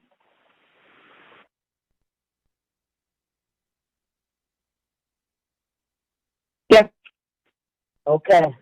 Right, then we have a motion in place, and we have a second in place, and the fire chief has completed his report and answering to the committee. And with that, before I call for the questions, say thank you for reporting to the committee and having us have this conversation. And we look forward to the one-on-one communication from here forth related to the program. And I do certainly look forward to that on behalf of the communities that we represent on and our oversight of the program. Alrighty then. Doreen, go ahead and call for the vote. Roll call. Okay. Motion by Eugene So, second by Vince James. And then I'll call up the name. Eugenie Charles Newton, how do you vote? Charles Newton votes green. Eugene So, how do you vote? I vote green. So, Vince James, how do you vote? Delegate Jane votes red. Edmund Yazzie, how do you vote? Edmund Yazzie. Mr. Yazzie is not voting. He's absent. So there's 2 in favor, 1 opposed, 1 not voting, which is the vice chair, Mr. So, Otto So, and 1 absent, which is Edmund Yazzie. Okay, thank you very much. 2-1-1-1. Motion carries. And in favor of 2 in favor, 1 opposed, and 1 not voting. Chair not voting. And I guess moving forth, before I turn the chairship over back to Madam Chair, again, thank you very much, Larry, for your presentation. Staff,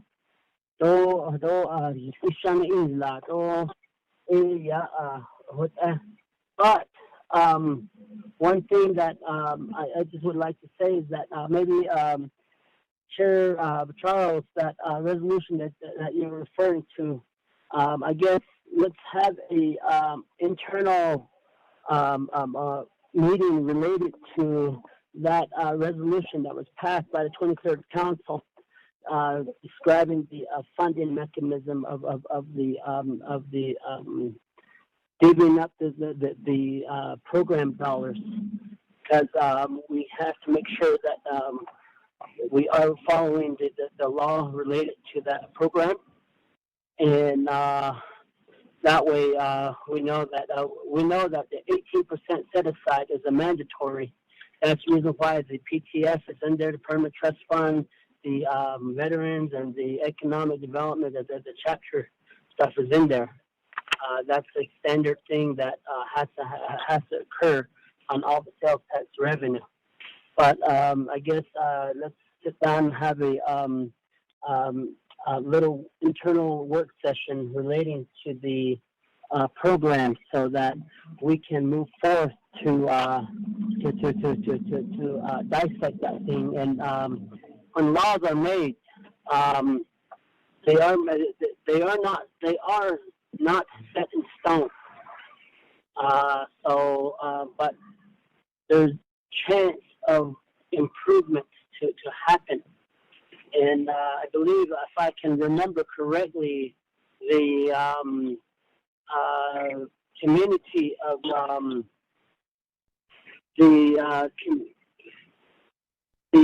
community of Granado, if I can remember correctly, was about, I think, about 230,000 or something like that. They were asking for.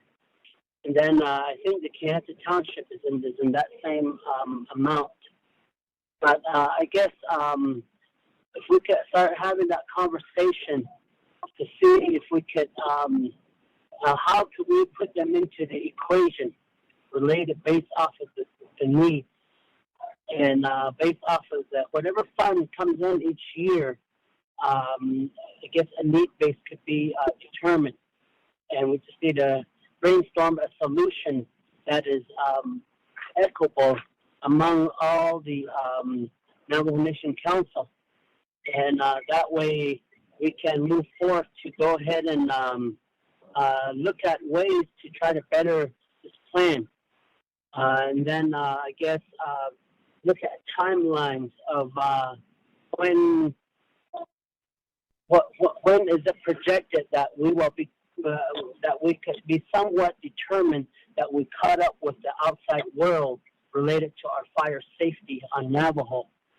And then other issues as brainstorming of like what I alluded to, related to the lease fees that are coming in each year, whether it's to the home site lease fee, and then the business site lease fee that comes into the nation.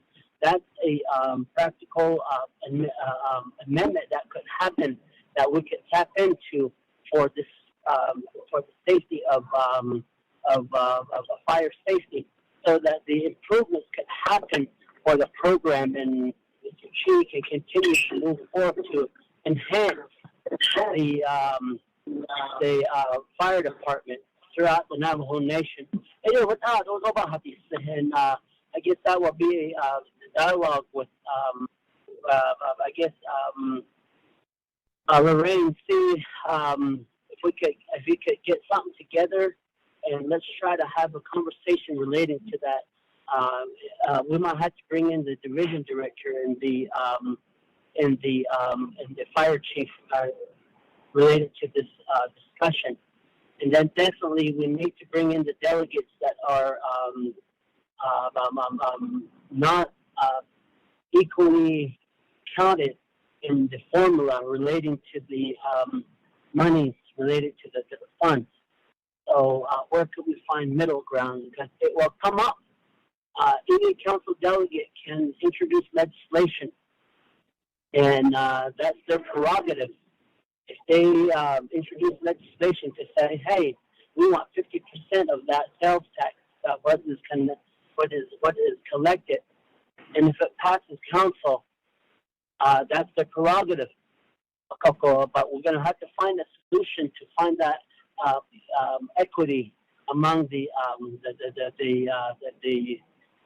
council, and if it's based off of a need base, we could have that conversation. And it's better to have a conversation related to the need base.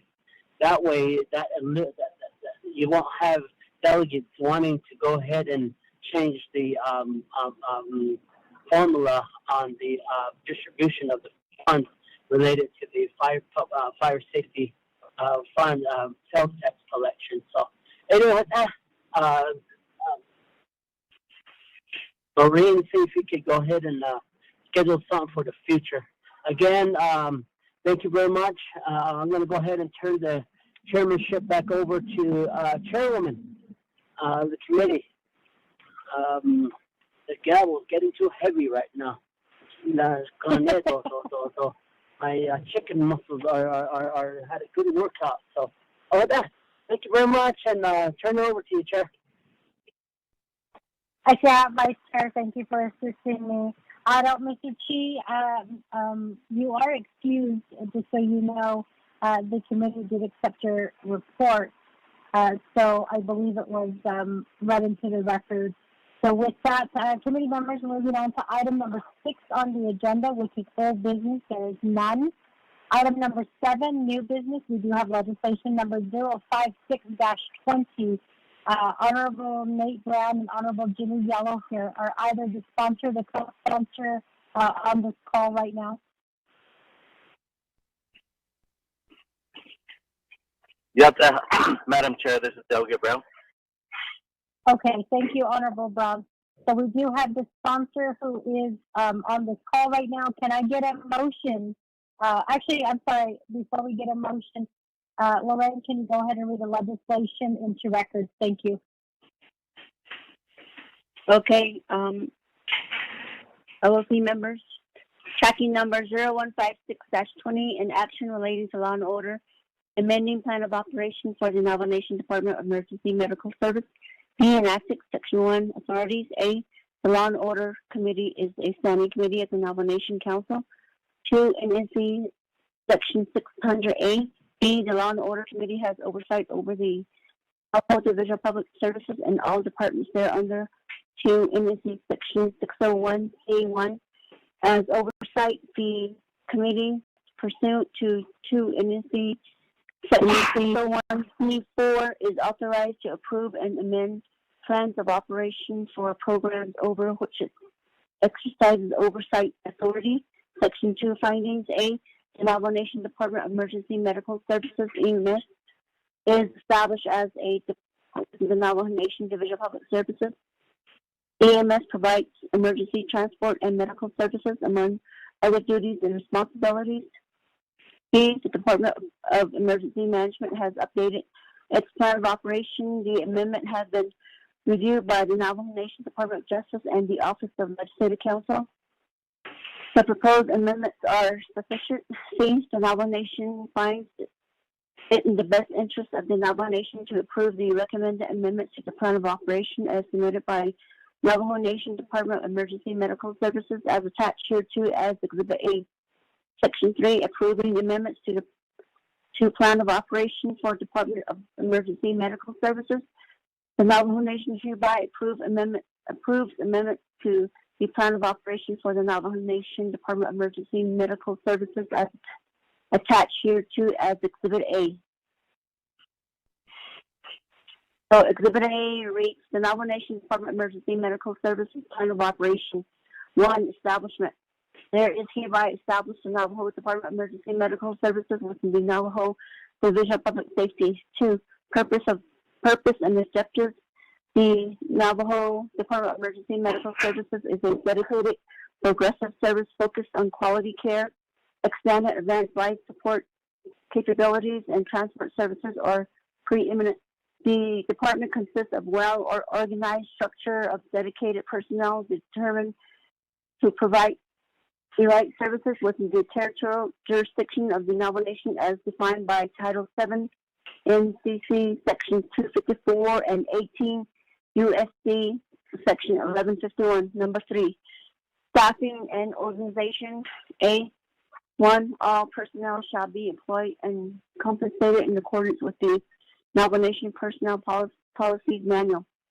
2, the department manager of the Navajo Emergency Medical Service shall be selected by the Division Director of the Navajo Nation Division of Public Safety in accordance with the established Navajo Nation Personnel Policies Manual. 3, the Navajo Department of Emergency Medical Service shall be staffed sufficiently to accomplish the purposes and objectives as stated here. And 4, the department manager shall be authorized to make decisions regarding additional professional, technical, and clinical positions as needed to carry out the organizational purposes and objectives as stated herein.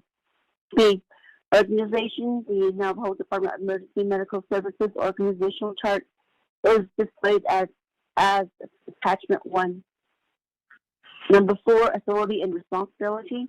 A, the authorities and responsibilities of the Navajo Department of Emergency Medical Services service shall include but are not limited to the following. 1, to ensure response to calls requesting medical assistance within the territorial jurisdiction of the Navajo Nation. 2, to utilize mobile radios, portable radios, satellite, and cellular phones to communicate with emergency rooms, local law enforcement, fire department, and other emergency first responder systems. 3, to provide ground-based transportation with accessibility to air support. Number 4, to act in good faith by mutual agreement with Navajo Area Indian Health Service, and this new is underlined for PL 93 and then -638. Contract authority to carry out agreements and or contracts. Number 5, to encourage and assist the community to participate in the emergency medical service system. Number 6, to maintain the department's relationship with neighboring public safety system or governmental agencies, federal, state, county, or private, for the exchange of service coverage, communication, messages, certification, and licensure, accountability, funding, and reimbursement concerns.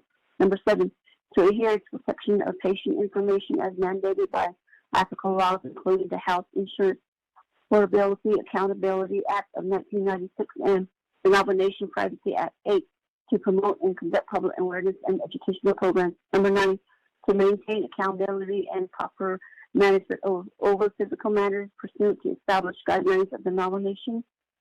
10, to respond to natural or man-made emergency situation in conjunction with Navajo Nation local, county, and state agencies. Number 11, to establish mutual aid agreements with neighboring public safety or governmental agencies, Navajo Nation, federal, state, county, or private, for service coverage and or communication leaks.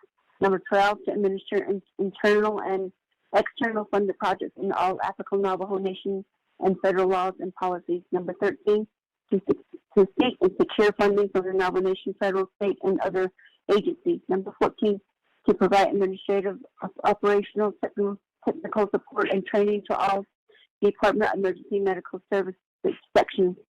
Number 15, to develop, update, and implement short and long-range strategic initiative plans, research, evaluation, quality control, and performance improvement activities. Number 16, to develop and implement a reimbursement system by which to bill for and collect third-party revenue for all allowable costs of programs, services, function, activities.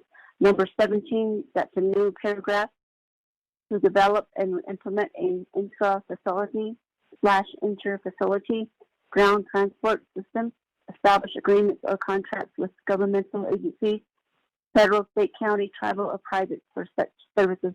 B, the authorities and responsibilities of the department manager of the Navajo Department of Emergency Medical Service shall include but are not limited to the following. 1, report to the division director. 2, develop policies, procedures, standards, and protocols for an effective, efficient, and adequate management for the Department of Emergency Medical Services. To take appropriate actions to achieve the department's purpose. Number 3, perform periodic review and evaluation for personnel and the Department of the Emergency Medical Service programs, services, and offices. Number 4, develop annual fiscal operating budgets for approval by the executive branch of the Navajo Nation Legislative Oversight Committee and the Navajo Nation Council. Number 5, represent the Department of Emergency Medical Service at the Navajo Nation local, state, and federal levels as authorized. Number 5, legislative oversight. The Navajo Department of Emergency Medical Service, Navajo Division of Public Safety shall operate under the legislative oversight of the Law and Order Committee of the Navajo Nation Council pursuant to the powers granted that committee in Title II NNC Section 601 exceed. Number 6, amendment. A, for purpose of maintaining provisions up to date, the department shall review its term of operations at least every 5 years, beginning January 2020. It shall recommend any necessary amendment. Number or B, pursuant to NNC Section 601, this plan of operation may be amended from time to time by the Law and Order Committee of the Navajo Nation Council as it deems appropriate. And there is a memorandum dated February 26, 2020, to Honorable Delegate Ms. Daniel Brown from Chris Casoli, EMT Supervisor, request for sponsorship. Following that, standing delegation dated January 1st, 2020, from Henry Wallace, Department Manager from Emergency Medical Services. Following that is also a delegation from Henry Wallace to Chris Casoli, and a copy of the plan of operation. So following that is the Division of Public Safety, Department of Emergency Medical Service Organizational Chart 2019. And then following that is the 164 review process from a memorandum from Henry Wallace dated September 25th, 2019. And also executive official review form is also attached. Following that is delegation from Jesse Dalmore dated January 28th, 2019. And Nomination Department of Justice document review request form is attached. And also a memorandum dated June 30th, 2020 to Honorable Nathaniel Brown, the council delegate, from Ron Haven attorney, signed off by Dana Baba. And also 5-day comment form is attached, and which ended on July 15th, 2020. And there are no comments supporting or comments opposing or inclusive comments. Madam Chair.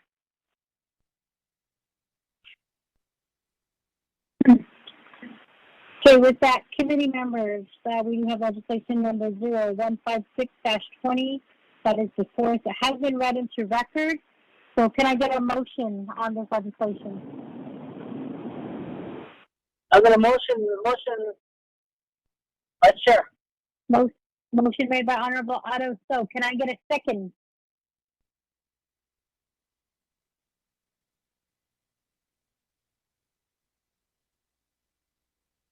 Committee members, second call. Can I get a second to legislation number 0156-20? Delegate James. Honorable Vince James.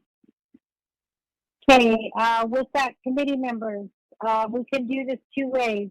One, we can, if there are no questions, we can go straight to the vote.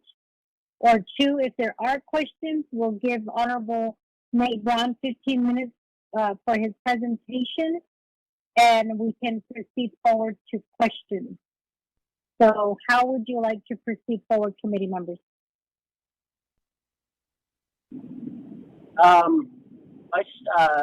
Chairwoman. Honorable Otto, so go ahead. We know that this is the plan of operation for the EMS, and I guess maybe we can, as a committee, before we hear the sponsors' request on the or the sponsors' presentation, what I would like to suggest is that this is the first that I heard about this plan of operation, and weren't given any heads up. I know that it was put in the 5-day comment period, but I didn't see that. But what I would like to do is maybe to give the committee members another week to review the document. That way, Monday we could review this as old business, and that way we can act on it till then. But as on order on the plan of operations relating to EMS, we need to look at this plan of operation and make sure that we do thoroughly look into the matter of this issue. And because I hate to just approve it and say, oh, just approve it, it's a plan of operation. But it's the operating guideline of that program.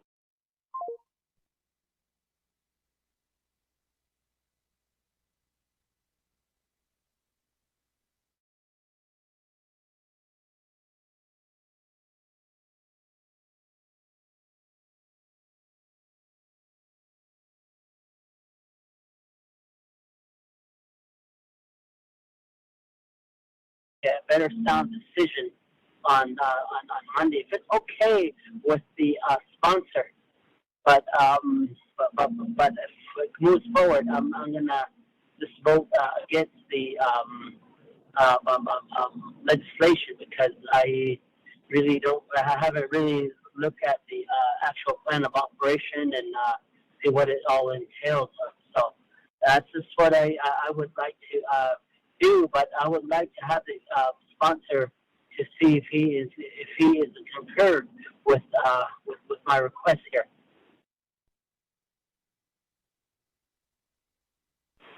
Yeah, I should say, Honorable Otto. So you are going to ask the sponsor if we could table it to next Law and Order Committee meeting, which will be, I believe, August 10th, so that it'll give the committee some time to review the plan of operations and also see what changes it's going to make to the plan of operations. Is that correct? Madam Chair, it's Yes. already a motion. Yes, Madam Chair. That's what I would like to request. Thank you, Shitsuri, Honorable Otto. So, and Honorable Eugene. So, yes, there's already a motion on the floor to hear the legislation. But what Honorable Otto So is requesting that he's asking the sponsor if we could motion to table it to next week. Otherwise, Honorable Otto So will be voting red against the legislation. And the reason for the tabling is to allow the committee to see what changes are actually going to be made to the plan of operation, because we have final authority over this plan of operation. It doesn't go to another committee. We have final authority.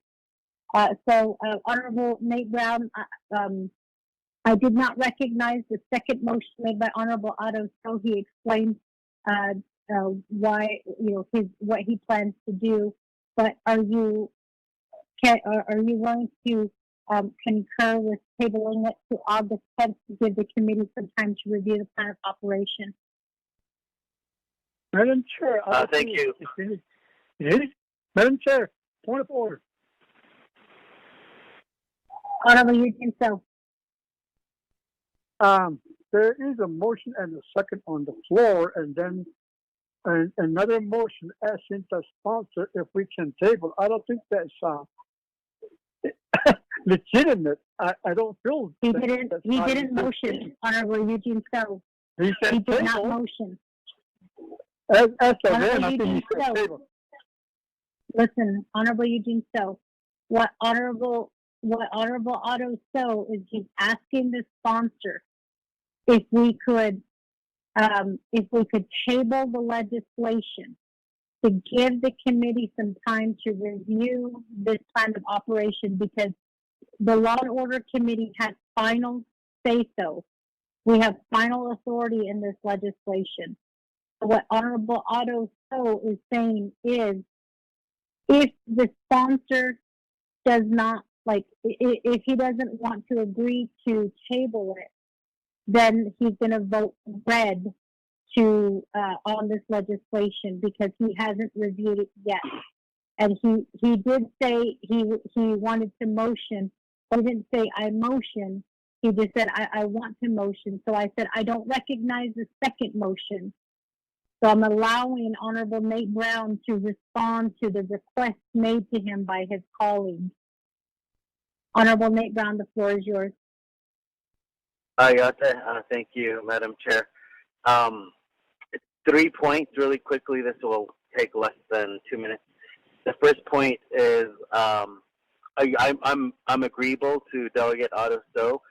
I think before that, Delegate Eugene So brought up a good point, and that's probably a legal question. But we're okay. I did get a text from EMT Supervisor, Mr. Chris Cascoli. We've been on the phone all day. I do really enjoy the conversation from today. Learned a lot. However, my third point would be, if you look at number 17, the only thing that EMS is trying to do is add the language to where they will have enter and intra facility, meaning that it will give the EMS, Navajo Nation EMS, the capacity, the ability to transferring from KN to instead of just Tuba City, it will give them the capacity and the right to transfer to either Phoenix, Albuquerque, or other metropolitan hospitals to drop off Navajo people who are in the ambulance. Right now, the law is not allowing them that. So I think every moment we stall, they're losing out on it. We're kind of losing money, especially during COVID time. It's actually non-native companies are actually making all the money from from transporting our people all the way to the cities, also to the hospitals out there. So it's actually just number 17, page 5 of 6 on line number 17.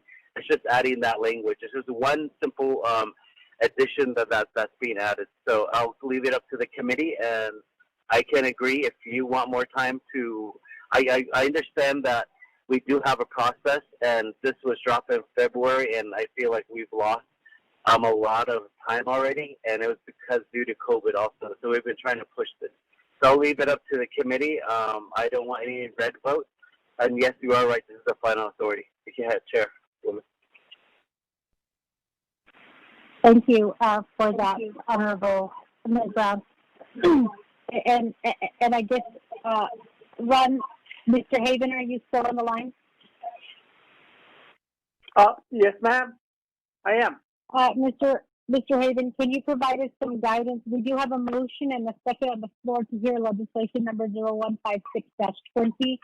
But as you heard, there was a request by Honorable Otto So to Honorable Nate Brown to ask that we table this to give us some time to review the plan of operations since Law and Order Committee is final authority.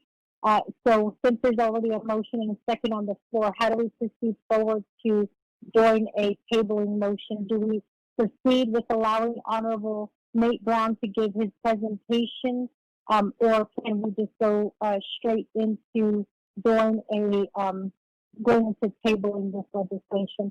Honorable Otto did tell us, well, he did tell us for the next Law and Order Committee meeting, which is August 10th, but we could, I believe, and perhaps with your guidance, Mr. Haven, we could have a Law and Order Committee next week on Monday, a special Law and Order Committee meeting, and we could hear just this legislation alone. If that's something that you can guide us on, we would appreciate it, Mr. Haven. I'm going back on mute. Thank you. Okay, members of the committee, I appreciate your question, and I was the one that worked with Mr. Casoli. I looked at this, and basically what he's asking is basically under 17 there, and I did apologize to him. This originally was not assigned to me. Ed McCool was the one that had it, and essentially it was provided to me. To that extent, I do apologize to both sponsor and the committee as well. But nonetheless, I understand the chair's explanation, and I will defer to the chair in this one here. However, if you look at your committee rules, there is a motion and there is a second, as I understand the explanation that's being made. Thereafter, you would normally start your presentation. However, there is a tabling request. Under your rules, it does indicate there should be a motion to table and a second to that, and then a vote on that. That is something I would advise, but in all other respects, as I've provided advice before, I think you would look to another rule. If you want to consider this on Monday, I would simply go, and again, here I defer to the chair's decision on this one, and I do think that if the committee does need time, I do advise you to spend some time on this one here, and I can certainly sit there through this particular amendment as well. I do think it's going to take a little bit of time. It does seem very simple. However, I think there's a need for a little bit of discussion here. And like I said, I did hear a tabling request. However, there should be a motion and a second to that. Beyond that, much of the rules, beyond that, the rules do provide that you too actually can suspend the rules and provide that this matter be addressed at a later point. Of course, you do have rules on amending your agenda as well, even after you have adopted the agenda, which you have done in this case. So either way, any one of those three options, Madam Chair. Okay, I think what we'll do is we'll just go ahead and recognize the motion to table. Honorable Otto, so you are welcome to make that motion. And again, just for clarification, based on the legal advice that has been provided to us by Mr. Haven, I'm going to go as chair. I'm going to ask for a motion to table and a second, and we'll vote on it. And as far as I know, the motion to table, we can, Honorable Otto, so schedule a special session for Law and Order Committee for August 3rd, because normally Law and Order Committee by code, we meet the second, third, and fourth Mondays of every month. So if we meet this Monday, that will be the first Monday of the month. So we will need a special meeting, and we can discuss this legislation. And as Mr. Haven stated, it may require a lengthy conversation about what the amendment will be doing. So we can schedule that if you are good with it. If not, the next Law and Order Committee meeting is scheduled for August 10th, and we can hear it at that time. But keep in mind that the August 10th, we will have reports that will be put into the committee. So Honorable Otto, so I'll leave that up to you. If you make your motion, just let us know when we would like to meet to discuss this legislation so that this committee is prepared to ask questions about the legislation.